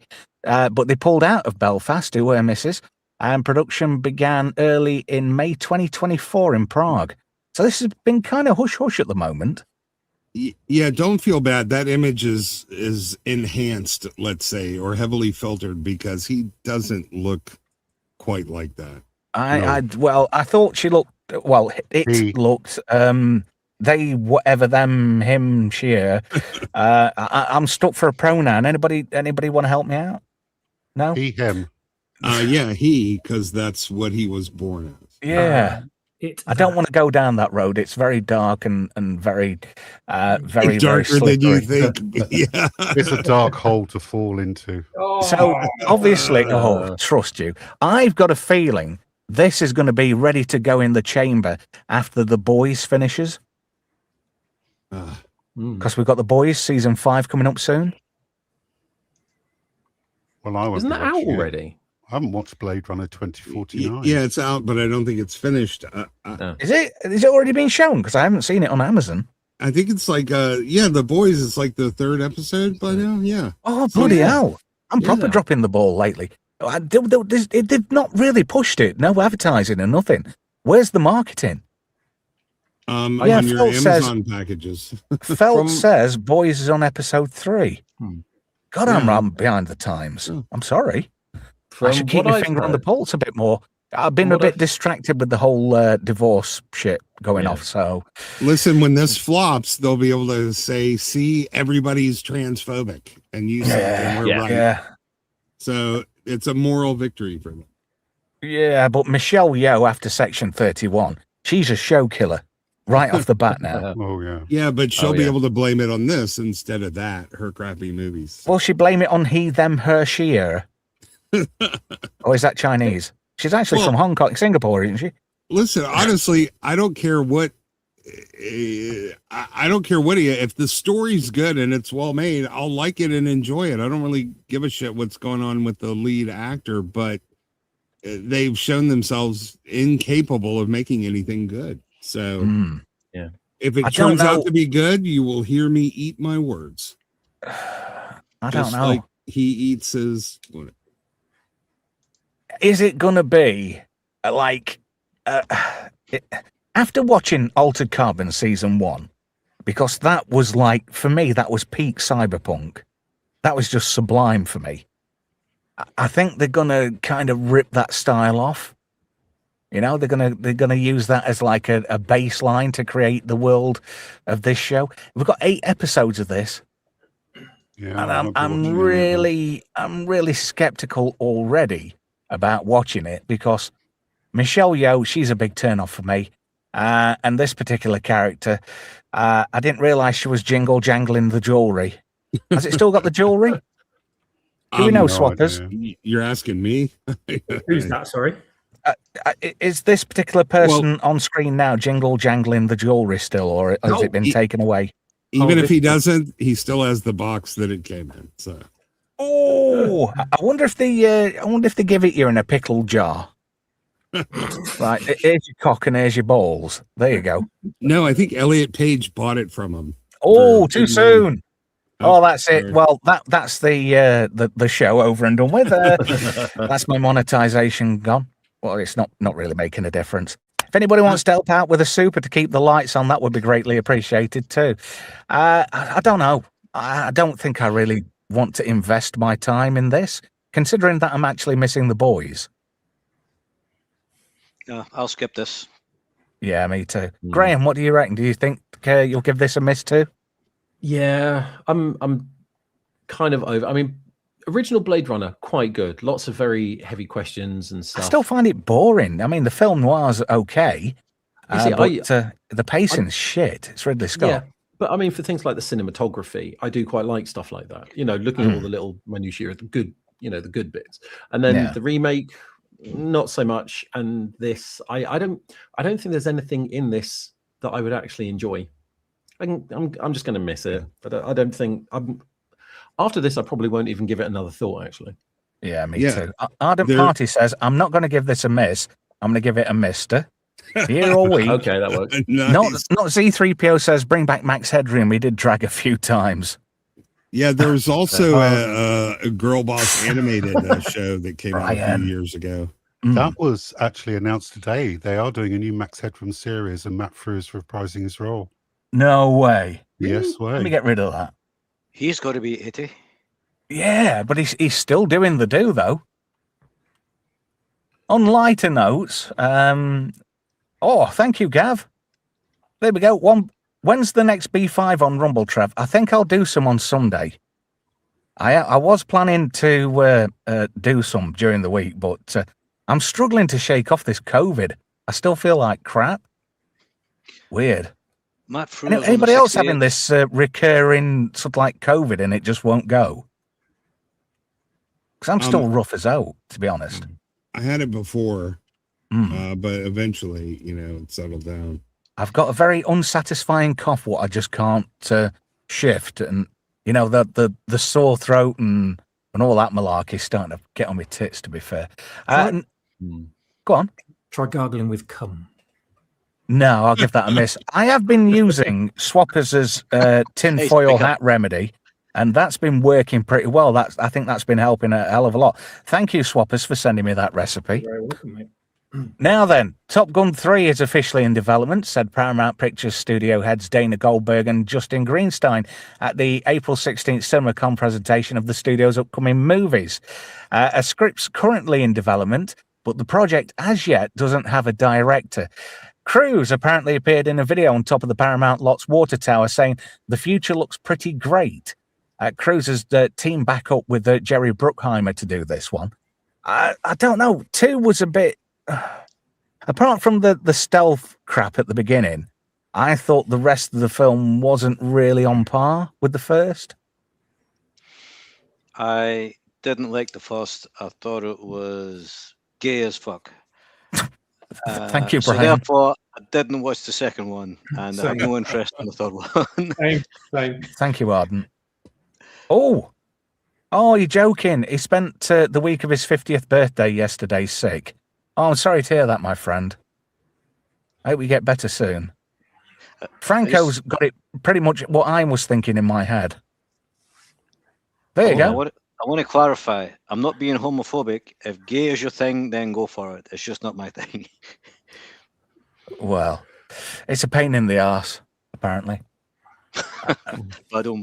I reckon he's doing this so they can kill him off. Ooh. Give Maverick a send-off. Maybe. What do you reckon? They haven't hired Ryan Johnson to write it, have they? No, oh, you're joking. They're doing it for a cash grab because the last one did so well. It was a perfect send-off for him, the last movie. Franco, I'm just hold on a second, guys. I am terribly sorry, Franco.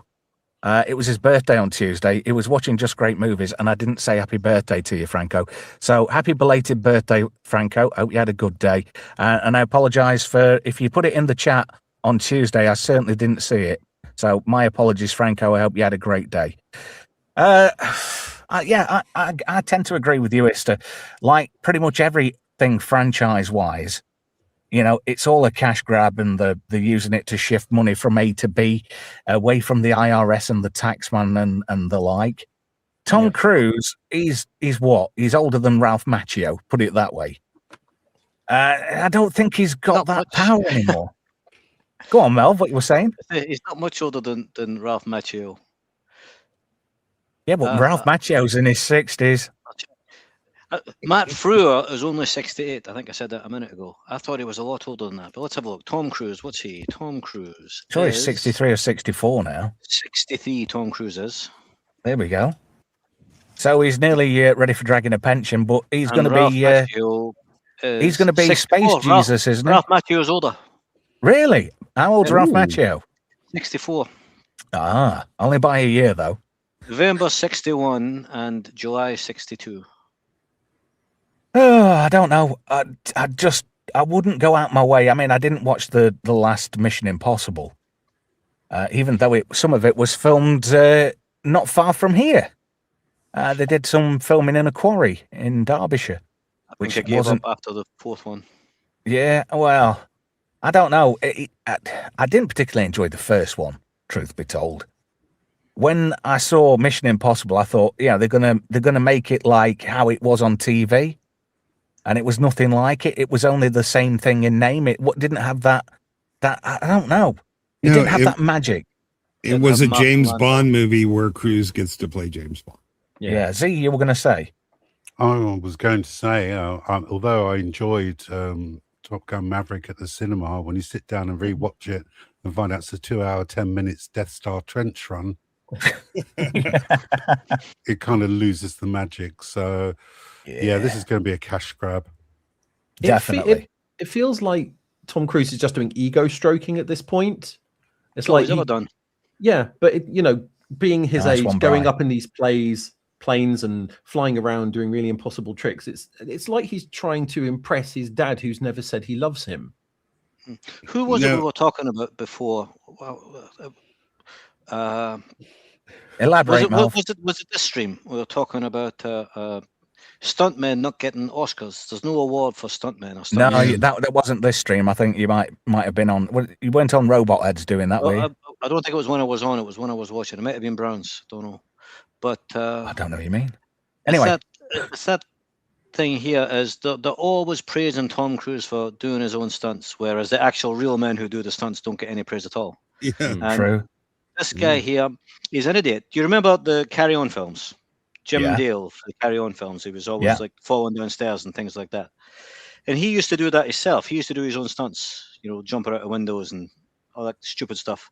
Yeah. And one day, one of the stuntmen kind of took him to one side and explained that he was doing them out of work. He said, "You're doing us out of work, and not just that, you're going to hurt yourself. You're going to break your leg or something. So just let us do it, and we'll get paid, and you get paid the exact same, and everybody wins." And Jim Dale took that on board and stopped doing his own stunts.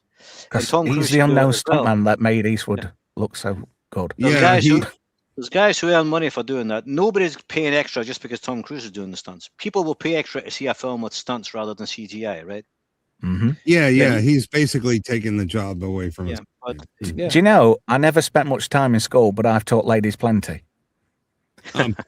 Well, and by the way, Cruise isn't trying to impress his dad. He's impressing his Thetan. The little Scientology alien that lives inside of him. Well, he's going to be the next space Jesus, isn't he? He's impressing his alien overlords. Why does... I've had an idea. All these reboots and shit. Why don't they reboot Battlefield Earth and get Michael Bay to do it? No, that'd be perfect for Cruise, but but doing Cruise out of the gig, that's what I was thinking. Oh, well, Jesus is a bad word for a Scientologist, so he's definitely not going to be space. I don't know. I don't get it. It's just yet again another made-up religion, so I'll leave them with it. If it's good for them, leave them to it. But I've heard nothing but bad things, and apparently that's the kind of crowd you don't want to mess with because they get very deep and dark and go through your bin. If you know what I mean. Actually, religion in general, obviously, I've said before I'm an atheist, so I like shitting on religions. But don't hold back then, Melv. I think they should make the Orange Man Pope, because very much like the Pope, he likes covering up for PDFs. Tish. Do you know, there's more of them than there is of us, I think, in the grand scheme of things. Yes. Not the documents either. Looks like it. I think all those, the cream of society, I don't want to go down that route. Anyway, I don't think I'm going to really buy into Top Gun 3. I'm hoping it's just a rumor, even though it's come from the Paramount. It's confirmed, apparently. But they don't have they confirmed the idea before they had a story or a script. There's nothing left to do, man. I just don't see it. I don't see him pulling it off. I don't know. Perhaps Tom Cruise is pulling the right person off to get the gig. The reason why Maverick worked is that somebody had a script. It took a while, floated through. Somebody recognized, hey, this could actually work, and they did it. When you decide to make a movie before you have a good story, I think that's a bad omen. That's a bad omen for a film. We've seen it happen so many times where people have gone on sort of like stage and commented on they're making a movie or a sequel to a TV show or something, and nothing else ever gets mentioned about it again because the person on stage is the only person who ever talked about it. I think it's better. They're trying to find work. I think it's better to say, right, we've done this thing, and here it is, and it's coming out in such and such, instead of like saying we're going to do this and we're going to do that. Like you say, when people come out with that kind of shtick, it usually ends badly because they can't honor what they're promising. It's like they're saying we're going to give you this, this, and this, and if they can't deliver on that, they're just going to look stupid. Who's going to believe somebody who can't deliver on a promise? Yeah, but everyone forgets. It's sort of like it's this You know, it doesn't matter if you're sitting on Graham Norton or in front of a group of people. Yeah, you know what I mean. He'd probably be sitting on his lap. But no, you sit in front of a load of people and you say, because, you know, this went down so well, we're going to start working on the sequel really soon. And you leave it vague enough that people, you know, get this idea in their head, and then they hope that because producers hear that, they'll go, oh, well, I better start working on it then, or, you know, shop it out to people. It's happening less and less and less. The way Hollywood's going, it's not going to work anymore. No one's going to get a job that way. I agree with that assessment. But, yeah, like I said before, it's better to say, we've done this thing, and here's what you're going to get. Not like, oh, look, you know, look, Greg, look at my thumb. You know, like in Animal House. It's just, I don't know. You've got to, if you say you're going to do something, you've got to deliver. Well, it hasn't worked for politicians for a while, has it? And you said Cruise is 63? Yeah. Yeah, naval pilots have to retire at 62. Maybe he's an admiral now. Iceman's dead. You know,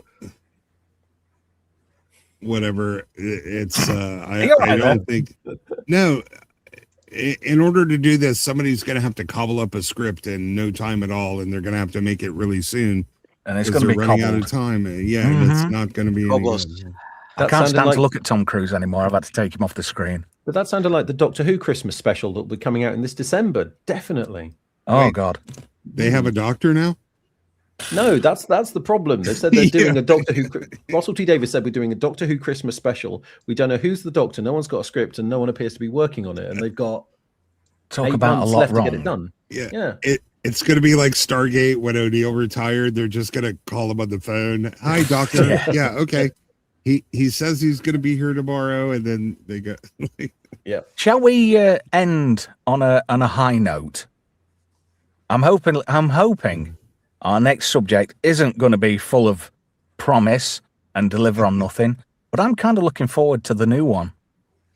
Anybody else up for Spaceballs 2? Oh, yes. I think you're going to be disappointed, dude. I have cautious optimism. It is the same cautious optimism I had for The Naked Gun.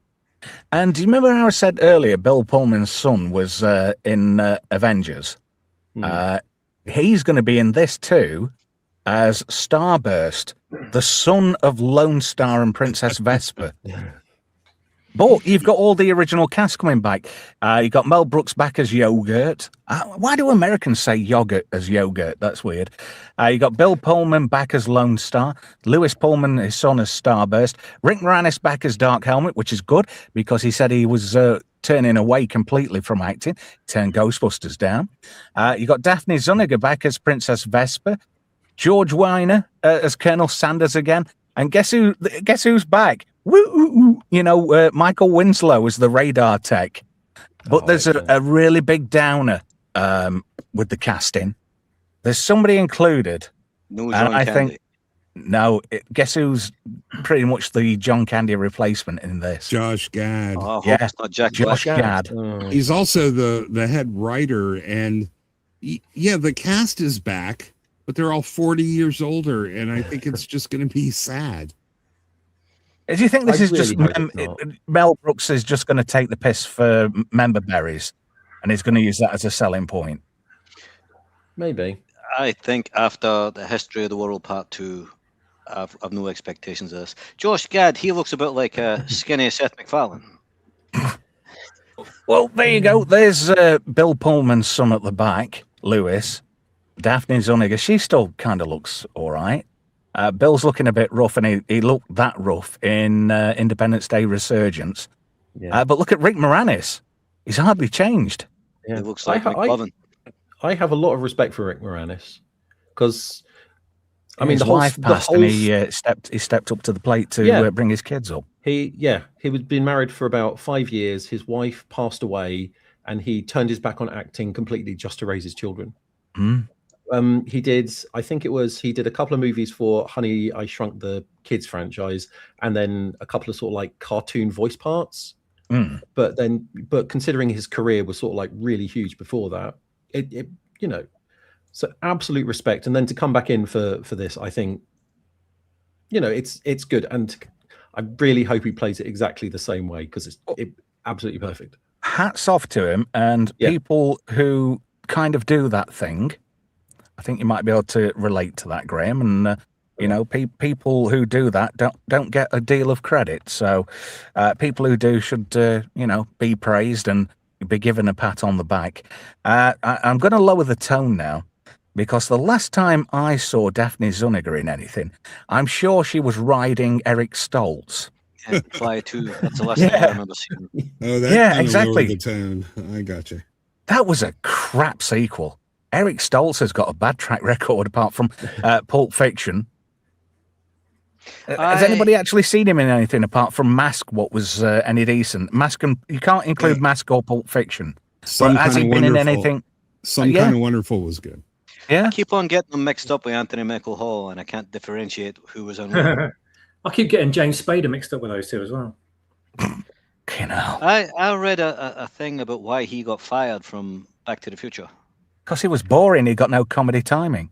Well, apparently, he was taking it all like dead seriously and acting like a proper actor rather than making a comedy. And he insisted people call him Marty. Yeah, because he's a method actor, isn't he? Yeah, and they went, "No, fuck this, he's gone." Gav says, "Funny, she doesn't look Drewish." What's this? Yeah. Brian says they should start the movie with Ray, Finn, and Kylo Ren, then boot them aside. That would be good. Yeah. Stunt doubles. Yeah, take a look at my avatar, Trev. This is what she looks like. Oh, God, she looks kind of like Richard Hatch in drag. This is a perfect opportunity for them to really lay into Disney's shit and get an amazingly enthusiastic audience support behind them for doing it. That would actually be. I never thought of that. I didn't think of that. Do you think they'll go for it? For the first movie, Mel Brooks actually had to do deals with George Lucas so that there wasn't any sort of like crossover and they didn't actually interfere with each other. And one of the deals. Excuse me? You know, that just sounded wrong, Graham. Well, it's me. Of course it sounds wrong. But one of the deals they put in was the fact that Spaceballs was not allowed to do any merchandise. So it didn't get confused with Star Wars merchandise. So that's why they had the whole bit about the entire scene in about merchandise, doing all this stuff that you would it's merchandise. Merchandising. Merchandise. Yeah. And you'd never be able to get any of it, but it became such a huge running joke that they just stuck in throughout the rest of the movie. And now I think it's contractually expired, so now you can buy Spaceballs merchandise. Cool. Well, on the trailer, he's got Spaceballs the bag because he found the money for the film in the basement, apparently. Just a couple of films with Eric Stoltz in. Mog says Killing Zoe. And Gav says Memphis Belle. I forgot about Memphis Belle. That's a good call. I don't think I'd want to go to the pictures to actually sit down and watch this. There's no real mention of any release date, so I'm thinking if it's coming out this year, will it be a December release for the Christmas rush? Is it going on the pictures or is it going to be a streamer? I don't know. That is a good question, to be fair, Melv.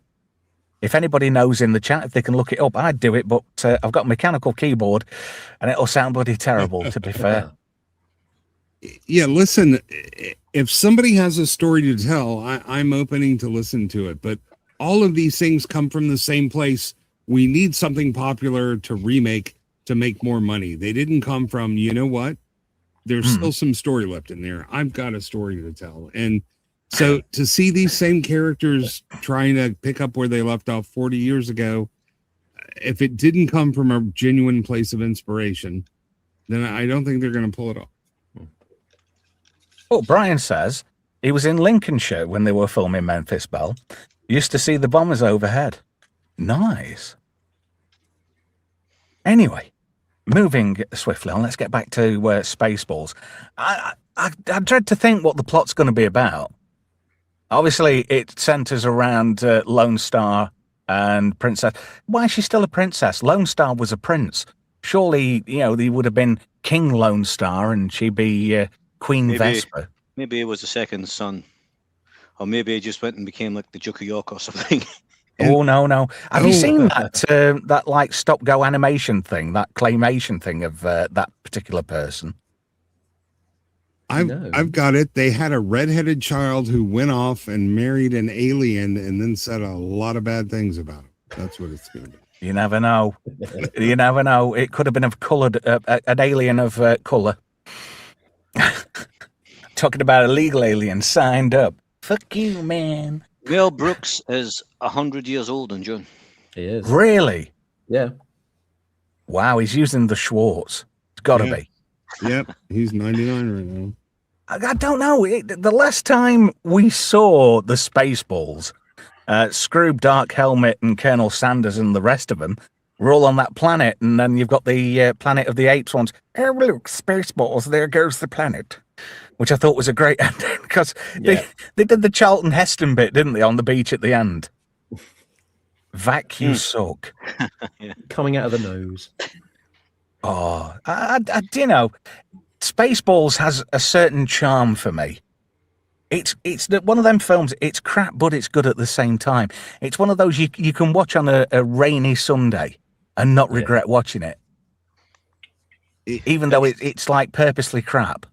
If you really needed to dig one of these out of the cellar and give us some more, I think Galaxy Quest would have been a better choice. Yeah. I think that it's a bit too late now. We haven't got Alan Rickman anymore. Yeah, no. And we've seen Sigourney Weaver, so... Yeah. Whoever does the hair dyeing in Hollywood, I could do with that, because I've got I'm halfway to being a complete silver fox now, but my eyebrows are still dark brown, but my tash is white. I look weird. I look mismatched. I look about 20 years younger when I shave, and I look about 20 years older when I don't. I don't know. I like my tash. The ladies like it, apparently. Well, you've got that whole, you got that James Spader thing going on, so. I mean, Michael Shanks. Michael Shanks. You really do. It's well, I am the Fat Shanks, to be fair. And I look even better with my B-sides hat. I've got a B-sides trucker hat. It's great. And it's called the Ass Hat. So well done to Atom Gray. His marketing is absolutely fantastic. In fact, there's a B-sides tonight, guys, later at 6 p.m. Pacific, which is 2 a.m. UK time. In fact, I think we'll have a B-sides advert. Remember, kids, tonight is a B-sides night. Johnson, for God's sake, man, stop playing with your joystick. Join your hosts, ghastly, ghostly Adam Gray and his #1 chick, Barbara Lawrence. Get with the countdown, man, from 6 p.m. Pacific and blast off for Kicksville. No otters were harmed during the making of this ad. Oh, it's wetter than Smilex's pocket, I can tell you. Atom, do you want to tell... Yeah, oh, here we go. He's put a thing up. Subscribe to B-Roll and win stupid prizes. There you go. It's youtube.com/@BRollStage. What's the movie tonight? Yeah, what's the movie tonight? I've forgotten. Terrible. Oh, crikey. What's the choice film tonight? I did ask him on Tuesday, because he was with me on Just Great Movies. And, is it Lady Battle Cop? Yeah. That'd be quite good, actually, to do on Just Great Movies. Look at some foreign films. Oh, dear. Oh, Gav says that Taxi movie last week was awful. It was pretty bad, but it was fun because the commentary was great, and Smilex was on form last week. Oh, the Navy versus the Night Monsters. Yeah, there we go. I normally, and I don't know whether this is an age thing or what, I religiously get up for a waz about 10 to 2 in the morning.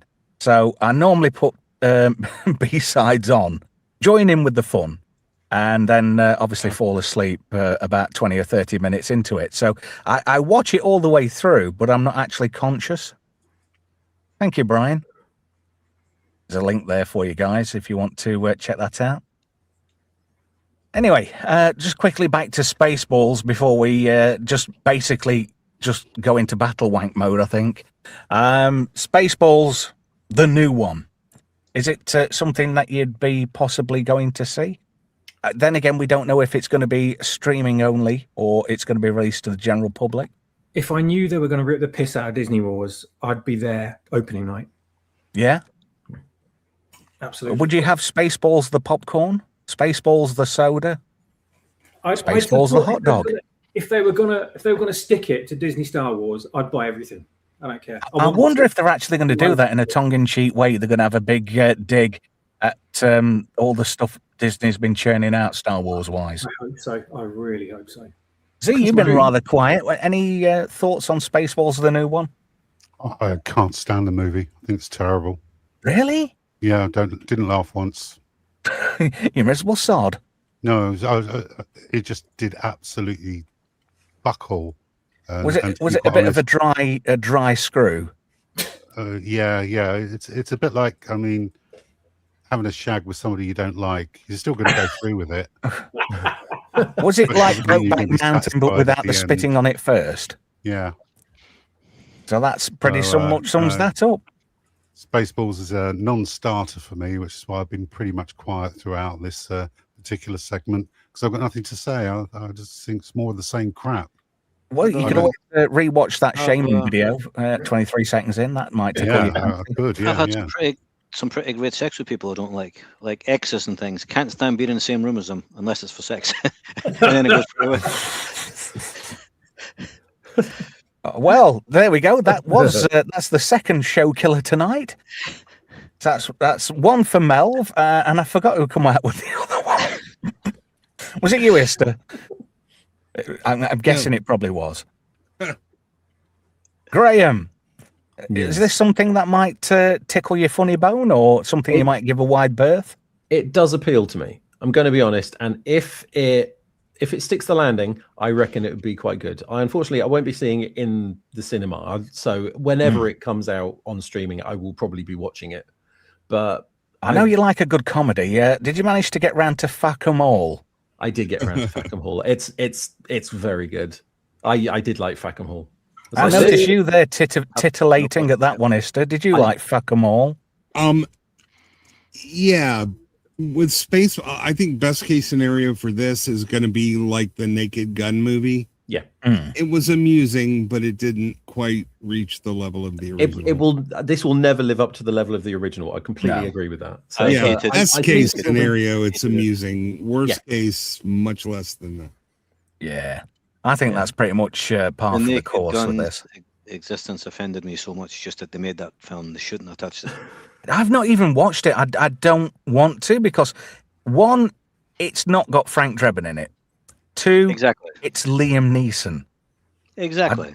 I don't think he's got the comedy chops to pull that off. I know he might. He's got a certain set of skills. He's going to hunt me down and he's going to kill me. But that's by the by.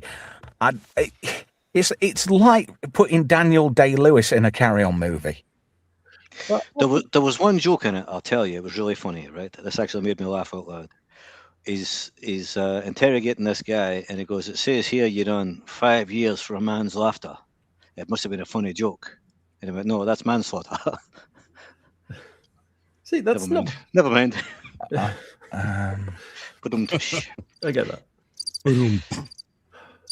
The thing about the Naked Gun, the original Naked Gun, the reason it works so well is because Leslie Nielsen was well known for playing serious roles. And he always said in interviews that when it came to doing comedy, he changed absolutely nothing. Only now people were laughing at him. So that wasn't really the case, though. A lot of people were saying that on the build-up to this, that Leslie Nielsen just played it deadpan, and that's why it was so funny. But I mean, that's not really true, is it? Because there was a lot of scenes where he's doing that thing where he's staring side to side. Something funny happens, and he's standing there and he's looking side to side with his eyes. But that's done that all through those films, so it wasn't really deadpan. But it's not really going overt into comedy, turning it into sort of like slapstick or reactive. I have a question. Sort of like treating it as a person would. Yeah. Sorry to be rude, but Melv, you've seen it. I have a question. Was Tig Notaro in it, Shining Shoes, by any chance? I do not recall seeing Tig Notaro in it, I have to say. Because she is a double for. Is it Jimmy? I keep forgetting. Johnny, the shoe shine guy.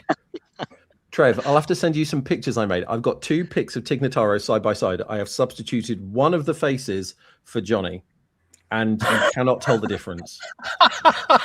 I will have to send them to you. It's brilliant. Oh, if you could screen share it and we could put it on the screen now, that would be mint. Have you got access to them at present, or? Potentially, you'll have to give me a minute. I have several thousand pictures to look through. So be careful what you put up. I've seen some of your pictures. Yeah, in a sane world, nobody would even know who that person is. She would be some, back alley comic doing non-funny sets for a particularly small niche crowd. It's insanity that we even know who this person is. I think Adolf had funnier gas bills than Tig Notaro. She is just not funny. Yeah, I've got it. Oh, there we go. Oh my God, you can't tell. You want to know the hilarious thing? Johnny on the right, Tig on the left. I'm guessing. Is that different? Yeah. Right. This. Right. Is this I put the AI face on the other one. Yeah. Yeah. Let me go back to that one. That's one. That's the one Z sent. Oh, my eyes stopped working. They just turned off. That's great. I can no longer see. These are. I put AI Johnny on one of the faces. On each one, it's swapped over. Just tell me the difference. Oh my God! If you changed the eye color, you couldn't tell. Yeah. Yeah. But you'd have to know what her eye color was before it started. That's the best bit. Black and hollow. Like a bull's eyes. Yeah. Yeah. Franco Great. sums it up perfectly. Holy shit. That is freaky. And not in a good way either. I wonder if you slipped Tig Notaro $20, would she tell you how to do something?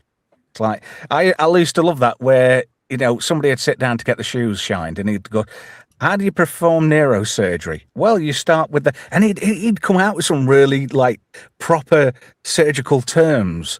He'd have a solution for anything as long as you paid him money. Yeah. I thought that was what really worked well for Police Squad. And I always used to love that at the end, where they used to freeze and then somebody had been moving around in the background, or there'd be something really stupid happening. Is anybody streaming that? Is that on any streaming service at the moment? Police Squad. Yeah. In color. Was it a Paramount? I do not know. I think it was a Paramount for some reason. I wonder if it's on Paramount Plus. That might be worth looking into, because I'd quite like to give that a rewatch and see if it's as funny as I remember, or have I become jaded and humorless over time? I think we all have. In my experience, older movies usually play better. I tell you what I really did enjoy, and it had got Leslie Nielsen in. On Monsters and Mimosas Matinee, that's the B-side show on Rumble on a Sunday. They did Forbidden Planet, and that's got Leslie Nielsen in it, and he was awesome in that. Yeah, well, there's a reason that movie is a seminal classic, man. That's yeah, and it's a fantastic film. And that was in his leading man days. So yeah, he was a good actor. Well, thank you, Cartoon Man. He was at the height of his powers when they made Forbidden Planet. Yeah, not bad to stay. He started off as a Canadian radio DJ. Who knew? A lot of his interviews, I remember he actually had a fart machine in his back pocket that he'd just randomly just make fart noises all the way through the interview and just completely ignore any reactions. Yeah, but the thing is, he managed to keep a straight face and just, make out like nothing happened at all. But I think he learnt all that from doing Airplane. That is just, yet again, that's another film, which is just oh God, I can't get my words out. Esther was saying it's a seminal classic. It's one of those films. It's a must watch. That should be on anybody's movie bucket list. Yeah. Remember, there was a scene in one of the Naked Gun films when he's got his microphone on and he goes to the toilet and doesn't turn it off. Remember that? Yeah. It was hilarious. Nothing like that in the new one. Nothing as funny as that in the new one. I tell you something, as those slapstick kind of movies go, the worst one ever made was the Hot Shots series. And you've got Lloyd Bridges doing the Leslie Nielsen bit, and it's just not, it just didn't work at all. I enjoyed the Hot Shot films. And plus it's got Charlie Sheen in it. Ugh. Anyway, there's less than a minute left of the show. I want to thank everybody in the chat. Thank you for that. Thank you to everybody who donated a super. Thank you to Gav for the pot knacker. Thank you to Brian for the other pot knacker. And Ardent Party, who sent us a Canadian pot knacker. That would be a maple syrup flavour. Yeah, again, thank you, chat. If you're watching this on the re-rub and you've enjoyed it, please give it a like. Comment below about anything at all. I love interacting with the comments. And if you feel up to it, if you've enjoyed what you've seen tonight and you're not subbed, please give us a sub. That would be great. Thank you, Z3PO. You're all moist. I'll give you a ring out in the green room after we've done. Thank you very much, Trev. Oh, you're welcome. Thank you, Swappers, as always, sir. Always a pleasure to have you on. Cheers. Take care, my friend. Istophobos, our favourite boomer. I love that fact that you can say the things we can't. Cheers, mate. It was good fun. And as always, the Internet Help Desk being ever so helpful in his Starfleet Academy style uniform. I hope that's going in the bin. This is the last time I will be wearing it, as our all-new Trek has now been destroyed, and therefore this is no longer needed. So screw you. Thank you all. Have a good night. What have you got planned for next time? Don't hold back, Graham. Naked. And our favourite north of the border correspondent, Melvin Deeply, thank you for joining us tonight, sir. It's nice to have you back on the show. Yeah, it's been a while. It has. It's been far too long. It's nice to see that I've got you out of retirement finally. Right, just go on. Shame I didn't have anything interesting to say. Oh, it's all right. You did pretty well, I thought. Anyway, this coming Tuesday on Just Great Movies, we're doing the grim Disney classic, The Black Hole. Black Hole. No, I can't keep doing that. I've done it once. I can't keep milking it. So I look forward to seeing you Tuesday from 9 p.m. BST. Have a great weekend.